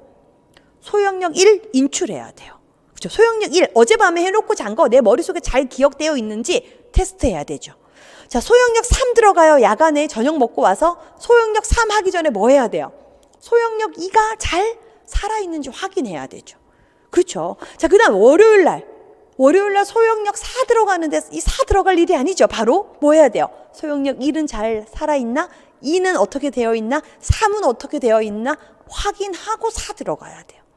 소형력 5도 마찬가지예요. 5도 바로 들어갈 게 아니라 내가 아까 오후에 한 소형력 4 내용 잘 살아있는지 재차 확인해야 되죠. 그래서 이 과정을 하라고 선생님들께 부탁을 드리니 우리 선생님들께서 소형력 5를 해야 되는데 소형력 4를 확인하다가 잊어버린 게 너무 많아서 다시 공부를 하다가 소형력 5를 못했다는 거예요. 그럴 수 있죠. 그래서 소형력 5는 또 어떻게 돼요? 다음 날로 넘어가요. 계속 미뤄지는 거죠. 그래서 제가 이 토요일 날 배운 공부에 대한 내면화의 마지노선을 어느 정도로 두자 그래요. 목요일 정도. 그러니까 이 목요일 안에 공부가 어떻게 일어나는지는 개인의 어떤 공부를 할 수 있는 그 어떤 그 능력에 따라 조금씩 다를 수 있어요. 빨리 한다 그래서 좋은 거 아니고, 빠른 시간에 끝난다 그래서 그게 진짜 공부냐, 그건 확인할 자신만이 알 수 있어요. 모르면 다시 그걸 되돌아가서 또 다시 해보는 그 과정이 1월부터 6월의 이론 과정에서 일어나지 않으면 뒤에는 절대 그 부분을 따라갈 수가 없어요. 그러니 1월부터 6월까지는 정말 탄탄하게 다진다라는 생각으로 계속 확인하고 모른다고 느꼈으면 그것을 기회라고 생각하고 다시 외우고 이것이 반복돼야 된다는 거죠. 그래서 지금 제가 거의 완벽한 일정으로 월요일 야간이 되면 토요일날 배운 게 다 끝나요. 사실 이거 불가능할 수 있어요. 화요일, 수요일까지 이어질 수도 있어요. 그래서 화요일 일정을 보면요. 다시 오후 일정만 중심으로 볼게요. 오후 1시부터 점심 먹고 나서부터 전체 강의 영역 전체 암기 1차가 들어가 있죠. 이 말은 토요일 날 배운 우리가 지금 소영역 1, 2, 3, 4, 5로 나눠놓은 것을 다시 한번 재암기하라는 거예요. 목차를 보면서 하나씩 다시 내용 인출을 하는 거죠. 그리고 저녁 먹고 와서는 또 강의 영역 전체 암기에서 부족한 부분을 재암기하는 시간을 또 두었죠. 자, 그리고 수요일 날도 마찬가지예요. 수요일 날 오후 시간에도 강의 영역 전체 암기로 들어가요. 그러니까 이렇게 화요일, 수요일까지도 이렇게 공부할 수 있는 시간을 이제 더 잡을 수 있으니 우리 선생님들께서 이 소형력을 어떻게 안배하는가의 부분을 시간대별로 잘 집어넣되 중간중간 계속되는 인출이 필요하다. 그 앞에 공부해 놓은 부분에 대한 인출이 일어나야 한다라고 이해하시면 되고요. 지금 아침에 8시부터 9시까지 시간을 제가 지금 말씀 안 드리고 왔는데 그걸 한번 보면요. 8시부터 9시까지 1시간씩은 항상 똑같은 게 들어가 있죠. 누리과정 고시문 암기. 자, 누리과정 고시문 암기는 아침에 일어나면 항상 해야 된다라는 얘기예요. 그래서 이 고시문을 이제 완벽하게 외우고 이제 우리가 시험을 보러 들어가야 되거든요. 그래서 선생님들 아까 제가 아이누리 사이트에 가면 2019 개정 누리과정 고시문도 있고 해설서도 있고 놀이 이해 자료, 실행 자료가 있다고 했죠. 그래서 이 고시문은 해설서에 그대로 들어가 있어요. 그러니까 고시문을 해설해 놓은 게 해설서예요. 그래서 이 해설서 내용에도 있지만 그 고시문 자체를 출력하셔서 그 내용은 문장 하나하나를 토시 하나 틀리지 않고 외워서 시험을 봐야 되기 때문에 그거 암기를 이제 1월부터 시작을 할 거라는 거죠. 그래서 아침 1시간은 항상 이 누리과정 공부에 이제 시간을 확보해 두셔야 됩니다. 얘는 모의고사 끝나는 그 시험 보러 가기 전날까지도 계속 반복돼야 될 부분이에요. 교육과정. 그만큼 국가수준 교육과정은 선생님들이 아주 중시 여기면서 여러 번 반복해야 될 그런 공부 영역이죠. 자, 그 다음에 오전 3시간 동안은요, 지난주 영역 복습이 들어가 있어요. 우리가 토요일 날 만약에 발달 심리를 배웠으면 오전부터 발달 심리를 하는 게 아니라 오전은 그 지난주 우리가 그 발달 심리 배우기 전에는 사상을 배우거든요. 그러면 2주차에 이거 지금 3주차 일정이에요. 2주차에 배운 사상 부분을 인출을 해야 되죠. 그 전주에 배운 걸 계속 안고 가서 사이사이에 인출을 하라는 거예요. 그래서 이렇게 아침 시간에는 지난주 영역 복습이 1, 2, 3 하고 들어가 있네요. 월, 화, 수에. 자, 근데 사실은 이렇게 시간대별로 나눠놨지만 우리 공부하다가 내가 지금 만약에 피아제 인지발달 이론을 공부하고 있어요. 막 공부하다가 한 30분 공부하고 나서 몸을 스트레칭을 하고 일어나서는 내가 지난주에 배운 어떤 듀이의 교육사상에 대해서 한번 좀 인출해볼까? 충분히 할 수 있는 거죠. 지금 내가 어떤 가드너의 다중진리 이론을 공부하고 있어서 막 끄적이면서 막 외웠어요. 외우고 나서 잠깐 화장실을 가기 위해서 몸을 펴는 그런 시간에 지난주에 배운 소크라테스에 대해서 공부를 다시 한번 또 인출을 해볼까? 충분히 할 수 있는 거죠.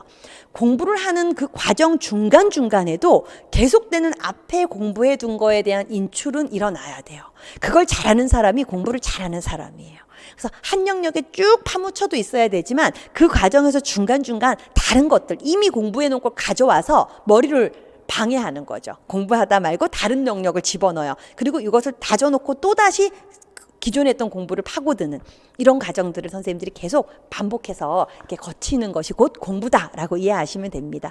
자, 그래서 앞주에 공부했던 것을 다시 가져와서 이렇게 복습하는 일정까지도 공부 계획에 포함이 되어야 되는 거죠.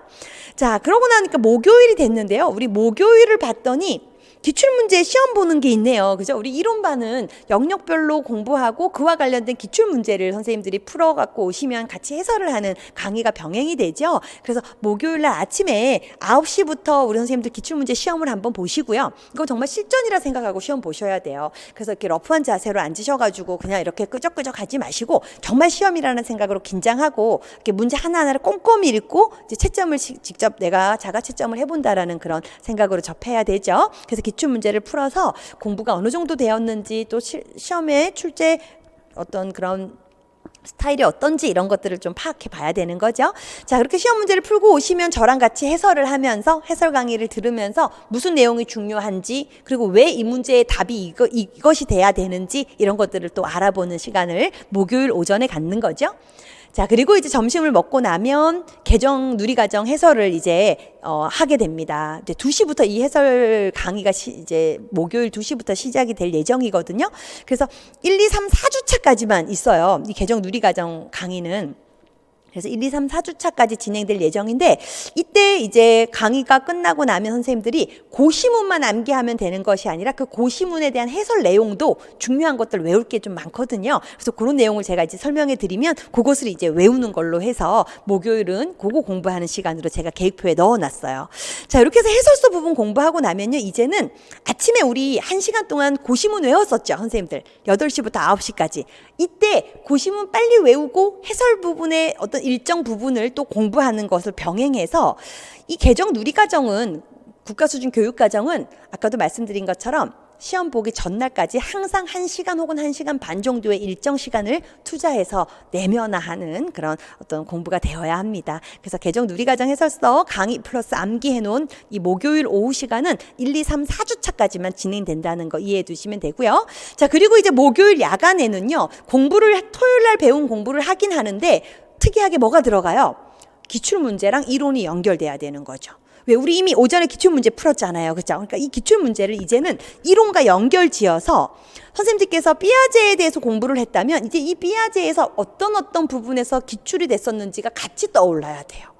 그래서 삐아제 동화, 조절, 기출이 됐었지. 기출됐을 때 문제는 이런 거였어. 이것이 문제랑 같이 연결이 되는 거죠. 그러니까 뭐야? 결국 기출문제도 외우는 거네요. 기출문제도 외우고 핵심적인 부분에 대한 어떤 내용 파악이 되어서 이론과 연결이 돼야 되는 거네요. 그죠? 그래서 그때 나는 이걸 왜 틀렸었냐면 무엇이라고 생각해서 틀렸어? 근데 이것을 정확하게 푸는 방법은 어떤 것으로 연결 지어야 되는 거였어? 내가 왜 틀렸는지, 그리고 어떤 프로세스가 잘못되었는지 이런 것들을 분석해서 보완해 두는 거. 그래서 다시 이론서에 선생님들이 발표하면서 이것은 어떤 몇 년도에 출제된 문제다라는 것들을 추가적으로 목요일 날 기출문제를 하고 난 다음에는 추가적으로 내용이 또 들어가야 될 부분인 거죠. 자, 이렇게 해서 목요일은 토요일 공부한 거에 대한 기출을 그죠? 함께 보면서 이렇게 공부를 보완한다라고 이해하시면 됩니다. 자, 여기까지 하고 나면 이제 기본적으로 토요일 공부에 대한 이론 암기가 좀 되어야 되는 거예요. 그죠? 근데 목요일을 이제 어떤 기점으로 해서 금요일로 넘어가면서는 이 공부한 것을 다시 한번 인출하는 지금 오후 시간에 강의 영역 전체 암기 3차 이렇게 되어 있네요. 그죠? 그래서 다시 한번 총정리를 해서 그 영역을 다듬어 두고 그 다음에 야간 시간에는 그 다음 주에 배울 영역을 책을 한번 읽어보시면서 예습을 하는 걸로 잡아뒀어요. 그래서 예습하는 방법 뭐 이런 것들은 우리가 이제 1, 2월 이론반이 들어가면서 다시 한번 또 설명을 드리지만 이렇게 지금 전체적인 주간 공부 계획이 이렇게 토, 일, 월, 화, 수, 목, 금 해서 이렇게 세워질 수 있다라는 거죠. 자, 요거 선생님도 공부 시간 상당히 많은 거예요. 그래서 일을 하시거나 또는 이렇게 육아를 병행할 계획이신 선생님들께서는 어쩔 수 없이 절대적으로 올인하는 선생님들보다는 공부 시간 확보가 조금은 그죠 적을 수밖에 없을 거예요. 그렇다 그래서 이거 내가 이런 어떤 공부할 수 있는 시간이 하루에 막 10시간씩 확보가 안 되는데 한다 그래서 절대 위축될 필요가 없고요. 아까도 말씀드렸지만 얼마나 오랫동안이 아니라 얼마나 집중해서예요. 그게 더 중요하다는 거 생각하셔서 하루에 6시간이라도 하루에 5시간이라도 그걸 정말 어떤 고도의 집중력으로 집중하면 높은 효율을 올릴 수 있어요. 그렇게 생각하셔서 내가 투자할 수 있는 공부 시간대를 공부의 시간 얼마큼인지를 파악하셔서 거기에 적절한 내용을 안배하면 된다. 그래서 이건 이제 기본적인 공부 계획의 예시라는 걸 참고하시고요. 자, 이제 뒤로 넘겨서 일일 공부 계획 좀 한번 볼까요? 자, 일일 공부 계획은 자, 거기에 보니까 밑에 시간표부터 좀 선생님들 보세요.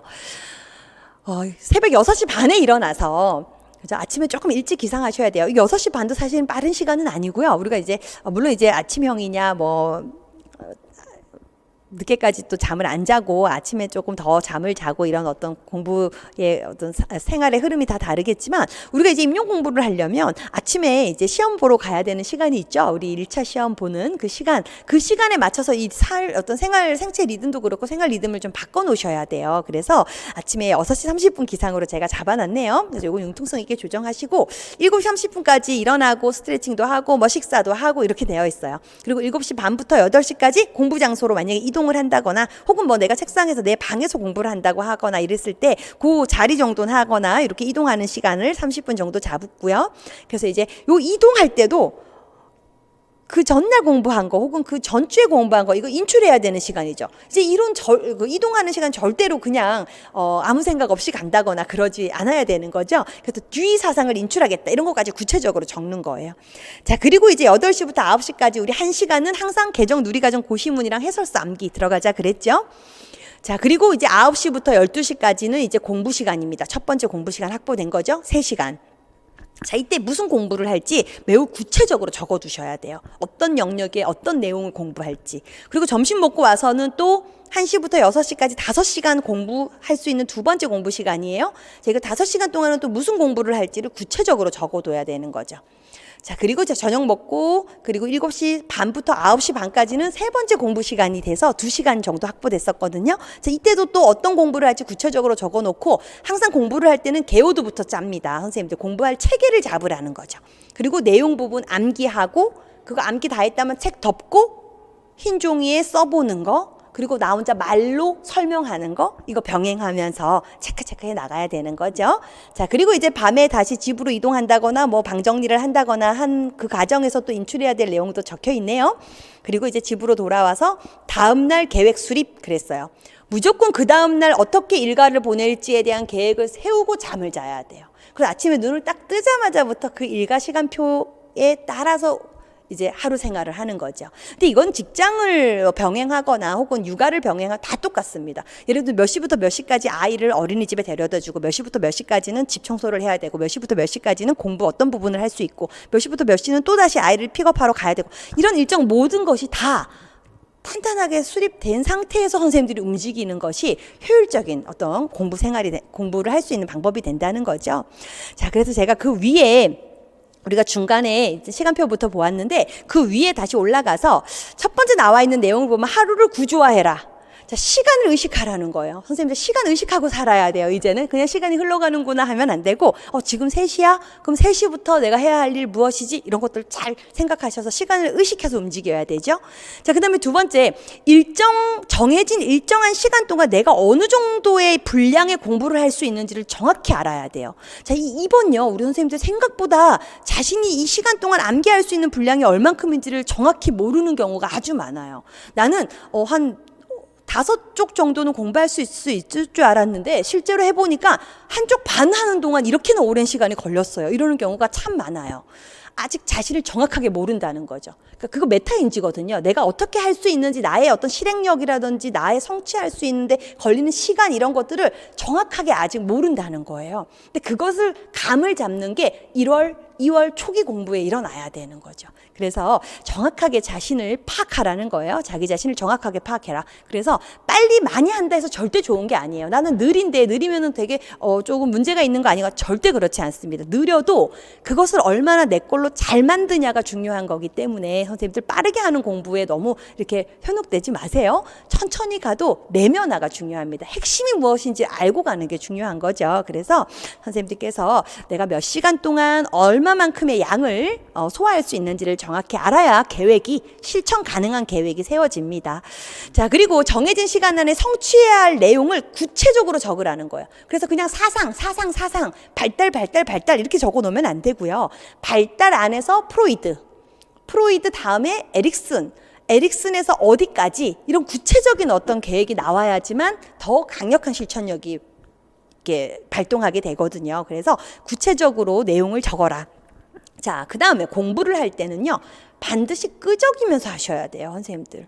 끄적끄적 거리면서 외우는 거죠. 중얼중얼 끄적끄적 하면서 외워야지 그냥 눈으로만 보는 공부 제일 위험한 공부일 수 있어요. 그래서 선생님들 눈으로 읽어나가는 방식을 경계해라. 내가 아예 써놨거든요.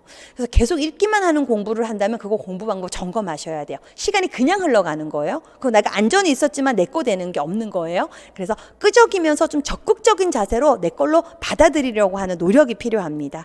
자, 그 다음에 5번에 짜투리 시간 어떻게 쓰느냐가 큰 차이를 가져온다 이렇게 적어놨어요. 성공은 남은 시간을 어떻게 쓰냐에 따라 달려있다라는 말이 있죠, 선생님들.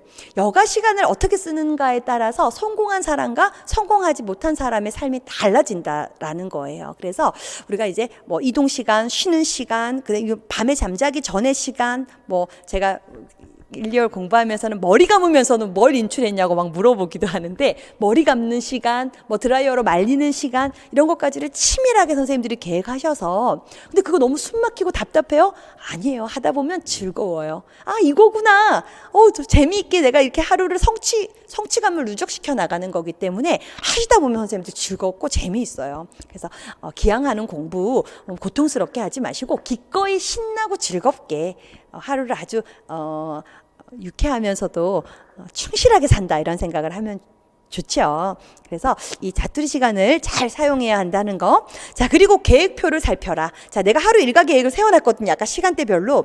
자, 그거 성취했으면 쭉 줄그으면서 선생님들, 내가 이거 해냈어. 작은 성취감을 누적시켜 나가야 돼요. 그래서 아주 중요합니다. 그래서 쭉쭉쭉 지우면서 밤에 자기 전에 그거 오늘 하루 일과를 평가해보면 어때요? 이 많은 걸 내가 해한 거예요. 아침에 머리 감기도 넣고 지우세요. 머리 감았으면 지우는 거죠. 그리고 아침에 어디로 이동했어요. 이동할 때 삐아제 인출했어요. 그럼 지우는 거예요. 이렇게 해서 선생님들 계획표를 완성지어 나가는 어떤 그런 성취감을 느끼시길 바라고. 자, 그 다음에 다음날 계획은 반드시 세우고 잠든다.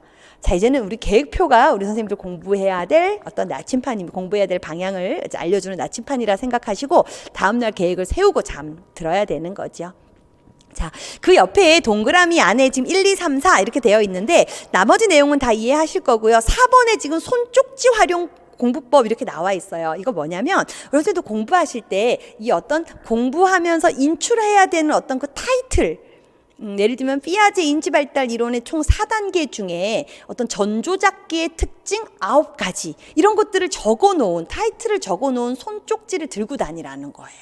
그래서 작은 수첩을 하나 준비하셔서 그 내용을 보고 뭐 해야 돼요? 그럼 전조잡기 유아들의 사고 특징 9가지, 그 9가지 다 안 써요? 그거 다 쓰는 거는 뭐 어떤 정리자료에 따로 있겠죠. 교재에도 있고요. 이 9가지 외웠으면 내 머릿속에 있어서 그 타이틀만 보고 뭐 해야 돼요? 인출해야 돼요. 꺼내내는 거죠. 이런 식의 손쪽지를 항상 들고 다니시면서 짜투리 시간에 이런 것들을 계속 반복 인출하라는 거죠. 자, 그래서 맨 마지막에 보면 말하며 공부하기의 중요성 그랬어요. 그래서 제가 매우 강조하는 거거든요. 선생님들, 말하면서 내가 공부한 게 있다면 그것을 바깥으로 꺼내내라는 거예요. 누군가에게 설명하라. 내가 강의하는 어떤 그런 강사가 된 것처럼 설명을 하는 거죠. 그래서 우리 선생님들, 합격한 선생님 중에 한 분이 화이트보드도 집에 미니를 사놓고 쓰면서 설명을 했다고 해요. 앞에 아무도 없는데도. 매우 효과적인 방법이에요. 그러니까 높은 어떤 공부 성과를 올릴 수 있는 거죠. 그래서 누군가에게 설명하면서 이렇게 공부하는 거 매우 중요하다는 거. 그리고 셀프 테스트, 아까도 계속 강조했던 거죠. 공부를 했으면 그거 백지 쓰기를 하건 말로 설명하건 체크를 해야 합니다. 근데 이제 말로 설명하는 것이 내가 스스로 그래, 나 지금 잘 알고 있어라고 나 스스로 점검할 수 있는 좋은 방법이긴 한데, 백지로 썼을 때는 그 종이에 그 증거가 남거든요. 내가 정확하게 썼는지, 빠진 부분은 무엇인지. 그래서 보완을 할 수 있어요. 그래서 초기 공부는 백지 쓰기가 한 70%, 말로 설명하는 게 한 30%, 나중에 이것이 다져져서 더 이상 어떤 누락 없이 내가 다 설명해낼 수 있다 그러면 말로 설명하는 게 70%, 쓰는 게 30% 이렇게 바뀌어야 되는 거죠. 하반기를 들어가서는 어떤 그 공부 비율이 좀 달라지겠죠. 자, 그래서 이 두 가지는 모두 다 책을 덮고 하는 거예요. 책을 덮고 내가 공부한 걸 인출해내는 그런 과정이다. 그래서 맨 마지막에 우리 셀프 테스트를 할 때는 테스트 범위를 어떻게 잘 조절하냐가 중요하다라는 거죠. 그래서 제가 아까 아주 작은 단위로 쪼개놔야 한다. 그 작은 단위를 인출해야 되는 거지. 예를 들면 발달심리 공부를 다 했어요. 다 끝나고 맨 마지막 정보처리 이론까지 하고 나서 다시 앞으로 가서 발달의 개념 한 번도 인출하지 않고 중간에 한 번도 되돌아가지 않은 채 쭉 간 다음에 다시 처음으로 가서 발달의 원리는 무엇이고 하려고 하면 생각나요? 안 나요? 안 나요. 그럼 내가 그렇게 열심히 외웠는데 이거 왜 생각이 하나도 안 나지? 그 사이사이 거쳐오면서 지금 정신분석 들어갔죠. 행동주의 들어갔죠. 인지발달 들어갔죠. 뭐 동물행동학 들어갔죠. 얼마나 많은 정보들이 들어갔어요. 당연히 처음으로 가면 인출이 안 될 수밖에요. 중간중간에 계속되는 어떤 반복 인출이 있었어야 되는데 그러지 않았다는 거죠. 그래서 이 셀프 테스트를 할 때는 1번부터 해서 20번까지 쭉 간 다음에 1번으로 돌아가는 게 아니라 우리 아까 한 것처럼 1번, 2번, 다시 1번, 3번, 2번, 3번, 4번, 다시 1번 계속되는 반복으로 선생님들이 앞에 것들을 챙기셔야 돼요. 그럼 언제까지 이러냐? 반복하면 할수록 그것이 내게 되어서 나중에는 조금 만 이렇게 아주 짧은 시간 내에 빠르게 그 내용을 인출할 수 있게 돼요.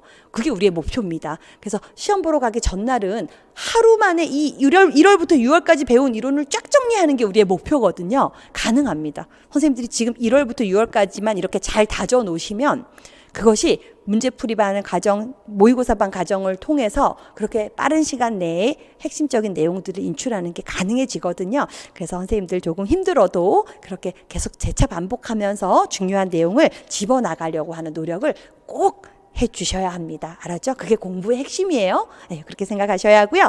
자, 우리 이제 뒤에 마지막 장인데요. 저가 선생님들하고 여기 이제 궁금증들을 조금 모아봤는데 요 이야기를 하고 이제 마치려고 해요.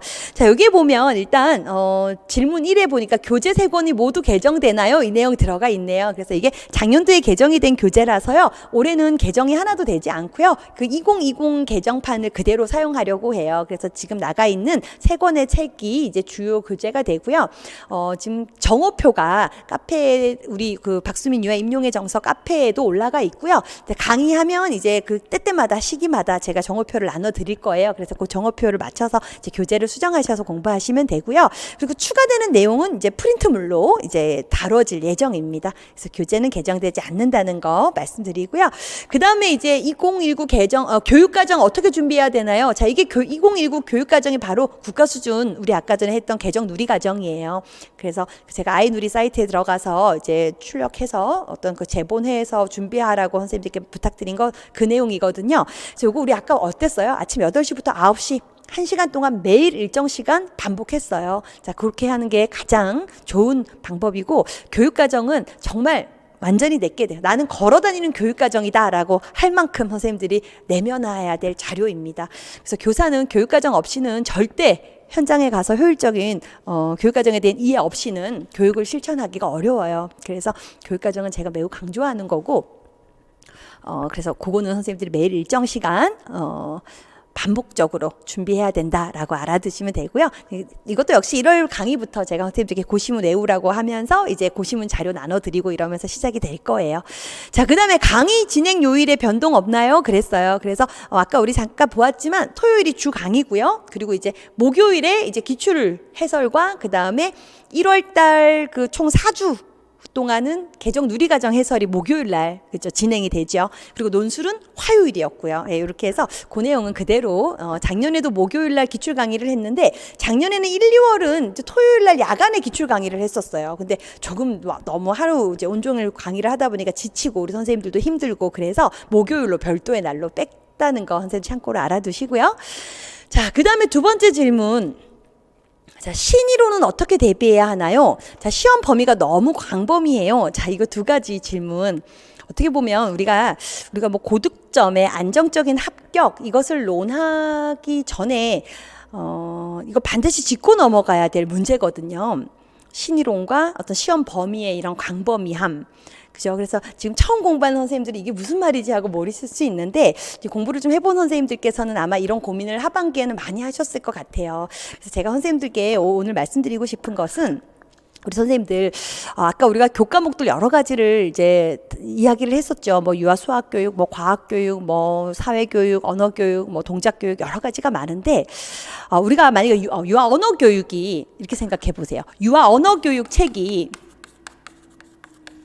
자, 유아 언어 교육 이거 전공서가 뭐 양서원, 창지사, 뭐 학지사 뭐 많잖아요. 출판사가 엄청 많지만 우리가 10권이라고 한번 생각해 보면 1권, 2권, 3권, 4권, 5권, 6권, 7권, 8권, 9권, 10권 이렇게 총 지금 시판되고 있는 게 10권이 있다고 생각을 해봤을 때 이 10권 우리가 다 볼 수는 없지만 이 10권 유아 언어 교육 10권에서 한 80% 정도 공통적으로 다루고 있는 내용이 있어요. 공통적으로 다루고 있는 내용들이 있다는 거죠. 1권부터 10권, 이 10권의 모든 책에 다 담겨 있는 그 공통적인 내용들이 있다는 거죠. 자, 그리고 10% 정도는 한 3권에서 5권에서 공통적으로 다루고 있는 내용이 있어요. 한 10% 정도는. 자, 그리고 또 나머지 한 10% 정도는 어떤 각각 각각의 어떤 전공서에서 특별히 다루고 있는 내용들이 있어요. 글씨가 특별히 어떻게 다루고 있는 내용이 있어요. 자, 이렇게 봤을 때 우리 선생님들이 말씀하시는 어떤 신이론이라고 하는 것들이 지금 이 부분이거든요. 이 부분 특별히 한 10% 정도. 자, 그러면 이거 다 다루면은 시험에서 거의 다 맞출 수 있냐 이렇게 또 생각할 수 있어요. 그럴 수도 있죠. 지금 시중에 나와 있는 유아 언어 교육 책 뭐 30권이면 30권 그거 다 사서 공통으로 다루는 80분 부분은 우리가 이제 80% 부분은 우리가 하는 거니까 그죠 하고 그다음에 3권에서 내가 5권 정도에 다뤄지고 있는 어떤 중복되는 부분들 많지는 않지만 어느 정도 한 2-3권의 책에 중복되어서 다루고 있는 부분들도 다루고 각각의 한 권에 다 특별한 내용이지만 있는 것들 다 추출해가지고 그걸 다루면 그죠 다 보는 것이 되는 거예요. 그런데 우리가 1년이라는 이 공부 시간 동안 유아 언어 교육만 그럴까? 그게 아니거든요. 사회교육, 과학교육, 수학교육 다 각각의 교과마다 이런 어떤 그 경향들이 있단 말이에요. 전공서 안에는. 그러면 우리가 시험을 대비하기 위해서 지금 여기 있는 이 전체 내용을 다 봤을 때는 공부 분량이 어떻게 돼요, 선생님들? 이렇게 늘어나게 된단 말이에요. 이렇게 늘어나게 돼요. 그래서 우리 선생님들께서 이 마지막에 있는 이 10% 부분, 이 부분에 대해서는 과감하게 선생님들이 선택과 집중을 하셔야 돼요. 포기하자. 왜? 우리 아까 전에 교육과정 80점 만점에 어땠어요, 선생님들? 5개에서 10개 정도는 틀려도 됐었거든요. 여기에서 보통 2개에서 3개 문제가 나와요. 모르는 게 나온다고요. 모르는 거 나오면 어떻게 해야 돼요? 이거 틀려야 되는 거예요. 틀려야 되는 거예요. 그리고 어떻게 해요? 나머지 정말 가장 기본이 되고 중요하다고 하는 부분에 있는 문제를 다 맞춰야 되는 거죠. 그러면 왜 이거 틀려야 되냐? 이것까지 다 하면 되지 않는가? 시험 공부를 할 수 있는 시간이 한정되어 있고 우리가 집중할 수 있는 어떤 그 공부의 양이 또 정해져 있단 말이죠. 이거 이런 식으로 분산시키면 이 부분을 다루는 게 약해져요. 그럼 뭐예요, 선생님들? 틀릴 거 틀리면 되고 나머지 맞춰야 될 중요한 부분 맞춰서 가야 될 시험인데 이거 다 다루다가 여기에서 흔들리게 되면 오히려 낮은 점수를 받게 된다는 거예요. 그런데 여기 있는 2-3문제 나올 거 포기해버리고 언어 교육뿐만 아니라 뭐 사회교육, 과학교육 다 등등이에요. 다 모두 다. 그래서 전체적으로 나올 어떤 생소한 문제 이거 2문제, 3문제 포기한다라고 생각하고 여기에 있는 거에 집중을 하면 우리가 아까 점수 이야기한 그 어떤 논술 빼고 80점 만점에 70점에서 75점을 확보할 수 있게 된다는 거죠. 80점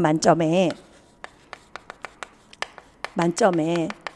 그래서 제가 선생님들께 자, 이 80% 공통적으로 다뤄지는 부분 이거 우리 무조건 적용해서 공부해야 되는 거죠. 그죠? 자, 3권에서 5권 정도의 공통으로 있는 것들. 그죠? 이런 것들은 최대한 적용하려고 노력을 해야 됩니다. 자, 그다음 여기에 있는 부분들은 어떻게 해야 돼요? 여기 있는 것은 선택적으로 적용해야 되는 거죠. 선택적으로 적용. 그럼 이 부분 아예 안 할 거냐? 아예 안 하진 않아요. 아예 안 하기에는 그저 중요한 내용들이 또 있다고 판단되는 것들이 있거든요. 이런 것들은 선택적으로 적용을 해요. 시험에 나올 수도 있고 나오지 않을 수도 있어요. 이 80% 공통적으로 다루고 있는 부분에서도 지금 우리가 시험 문제 몇 문제였어요, 선생님들? 소문항으로만 따지면 80문제였어요. 80문제. 소문항으로 따지면 80문제. 근데 지금 이 공부해야 될 전체 영역은요. 거의 몇천 문제 정도를 낼 수가 있단 말이에요. 그 중에서 80문제를 내는 거니까 내가 공부한 게 아무리 내가 이렇게나 많이 공부했는데 꼴랑 80문제 이렇게만 나왔어 라고 물론 허탈할 수도 있고 아쉬울 수도 있지만 그게 바로 전문적인 능력을 갖췄는지를 보는 시험이에요. 전문적인 능력. 우리 전문가는요. 알고 있는 지식이 이렇게 많죠. 엄청 많죠. 근데 그 중에서 물어보는 거 한 개를 정확하게 말할 수 있는 거죠. 그래서 내가 공부한 거를 다 묻는 시험은 아니에요. 하지만 그 묻는 것을 내가 맞출 수 있다는 건 그만큼 많은 지식이 쌓였다는 이야기인 거죠. 자, 그래서 지금 결국에는 제가 말씀드리고 싶은 건 이 신이론이라고 하는 거 시험 범위가 너무 넓어서 걱정인 부분에서는 우리가 어느 정도의 이 어떤 선을 그어놓고 접근을 할 필요가 있다는 거예요. 그래서 나는 우리 선생님들께서 여기에 많이 집중했으면 하는 바람이 큰 거죠.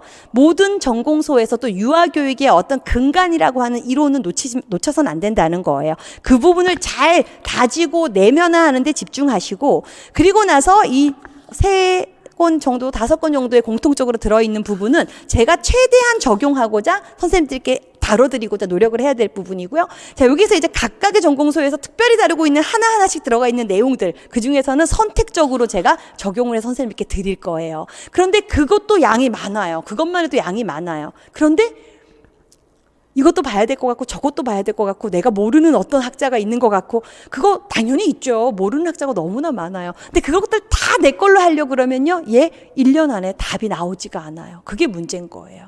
그럼 2년 3년 해도 얘를 잡아두지 않은 공부는 조금 시간이 더 걸린다는 거예요. 최초 1년의 공부를 해도 얘를 잡아놓은 그 어떤 공부를 한 선생님들은 그 다음 해에 성적 향상이 많이 될 수 있어요.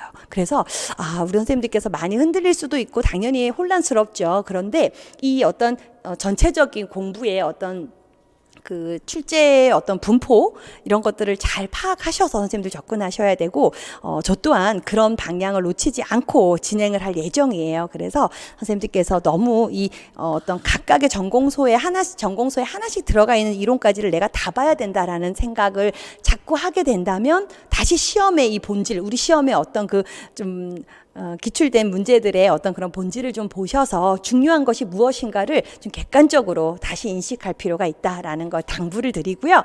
그래서 신인으로 어떻게 대비해야 되나요? 시험 범위가 너무 강범위예요. 이 부분은 제가 요거 설명드린 걸로 넘어가도록 할게요. 그래서 선생님들께서 고민 많으시겠지만 스스로 어떤 중심을 잘 잡으셔야 합니다.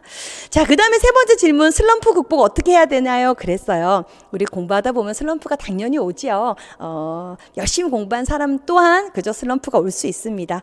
그런데 미리미리 준비하고 일주일을 체계적으로 계획 세워서 어떤 하루하루 해야 할 일들을 하면서 성취감을 누적적으로 이렇게 느껴나간다면 큰 슬럼프는 피할 수가 있어요. 준비된 것이 없을 때 오는 불안으로 크게 오는 어떤 슬럼프는 사실은 좀 회복하기가 어렵죠. 그래서 선생님들께서 슬럼프 극복 하는 방법, 미리미리 준비하고 미래를 좀 낙관적으로 바라보면서 성실하게 해야 할 일에 임한다는 거, 그게 바로 슬럼프 극복의 가장 중요한 어떤 키가 아닐까 하는 생각이 듭니다. 그래서 선생님들 성공할 수 있다라는 자신감으로 다른 사람과의 경쟁이 아니라는 거, 나 자신과의 경쟁이라는 거, 어제보다 내가 오늘 좀 더 잘했으면 그건 정말 성공한 하루를 보냈다는 거, 이런 것들에 집중하셔서 내가 어떤 사람이 될지에 대한 고민을 하면서 슬럼프를 좀 지혜롭게 이겨나갔으면 좋겠습니다. 자, 그 다음에 재도전하면 합격할 수 있을까요? 그랬어요. 자, 거기 옆에다 선생님 답은 없지만 적어놓을까요? 당연하다. 우리 선생님들이 이 시험 보시고 나서 혹시라도 이제 1차에서 불합을 하거나 이런 경우, 2차에서도 최종 합격을 하지 못한 경우, 이런 선생님들께서 많이 고민해요. 내가 이걸 또 해야 되는가? 자, 그럼 왜 하지 않아야 되는가에 대한 답을 좀 먼저 찾아보세요. 왜 하지 않아야 되는가? 너무 힘들어서 또 떨어질까 봐? 그죠? 이런 것들일 수 있거든요. 이게 답이 있는 걸까? 이런 어떤 확신이, 그죠? 들지 않아서일 수 있어요. 그럼 왜 하려고 하는 거예요? 왜? 정말 교사가 되고 싶어서, 그래서 공립교사가 되어서 안정적인 어떤 조건과 안정적인 환경 속에서 내가 정말 생각하는 교육을 실현하고 싶어서. 그렇다면 포기하지 않고 지속하면 답이 있을까? 포기하지 않고 지속하는데 자신이 원하는 걸 얻지 못한 사람은 아무도 없어요. 성공하지 못했다는 건 재능이 없어서가 아니라 중간에 포기했기 때문이거든요. 그래서 선생님들께서 이걸 내가 계속 해야 되는가 고민하는 선생님들, 정말 내가 바라는 게 무엇인지를 먼저 생각해 보시고 좀 지혜로운 결정을 하셨으면 좋겠어요. 근데 다만 다시 반복할 때 조금 더 효과적으로 해야 되는 거죠. 그래서 제가 아까 말씀드렸지만 많은 문제를 풀어야 된다는 생각을 선생님들 좀 접어두시고요. 기본 개념을 내가 정확하게 알고 있는가, 비슷한 개념들 간의 어떤 차이점을 정확하게 구분하고 있는가, 이런 것들에 집중하셔야 돼요. 내가 이 원리를 정확하게 이해하고 있는가. 그래야지만 새롭게 생소하게 보는 문제를 풀어낼 힘이 생깁니다. 그죠? 그래서 전공서 읽기를 많이 하셔야 하고요. 기본 암기가 되어 있는 선생님들께서는 전공서 읽기를 많이 하셔야 하고요. 문제를 많이 푸는 게 아니라 전공서 읽기를 많이 하셔서 의미를 정확하게 이해해 두려고 하는 욕심을 내셔야 해요. 그리고 유사하고 헷갈리는 개념들 구분하는 거. 그것에 또 많은 어떤 노력을 쏟아야 되는 거죠. 자, 이렇게 해서 우리 재도전하면 합격할 수 있을까 고민하는 선생님들 현실에 안주하지 않으시고 더 나은 내가 되기 위해서 도전을 계속 하셨으면 좋겠다는 거. 그리고 그 도전이 공립유치원 교사 결코 가치 없는 직업이 아니거든요. 그런 생각으로 선생님들 조금 좌절감을 느끼셨다면 털어내시고 힘차게 2021년을 맞이하시길 바랍니다. 제가 오늘 이렇게 교육과정 설명회를 뒤에 나와 있는 내용 선생님들 읽어보시면 될 것 같아요. 공부하는 나는 멋지다. 제가 선생님들께 많이 하는 말이거든요. 공부하는 과정 도중에 그런 생각으로 선생님들 뒤에 내용을 읽어보시고요. 오늘 이거 교육과정 설명회에 올라가 내일 아마 이게 우리 실시간으로 지금 보는 선생님들은 저랑 같이 이 시간을 보냈을 거고 내일 동영상으로 이게 올라가면서 학원 홈페이지 그 박수민 그 강의 목록에 보면 요 설명회 내용이 1번으로 올라가고 2번으로 이론 맛보기 강의가 하나가 더 올라갈 거예요. 그래서 제가 그 샘플 강의처럼 이렇게 간단하게 이론을 설명한 부분이 있고 그 다음에 이제 문제풀이 한 영상이 또 맛보기 문제풀이 강의해서 이렇게 올라가 있을 텐데 그거를 보셔서 강의가 어떻게 진행되는지에 대한 대략적인 흐름을 좀 파악해 보시면 좋을 것 같아요. 그래서 그거 참고하시고요.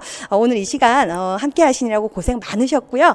우리 선생님들 21년에 의미 있는 성장을 할 수 있는 그런 멋진 한 해가 되시길 응원합니다. 다음에 또 뵙겠습니다. 고생 많으셨습니다.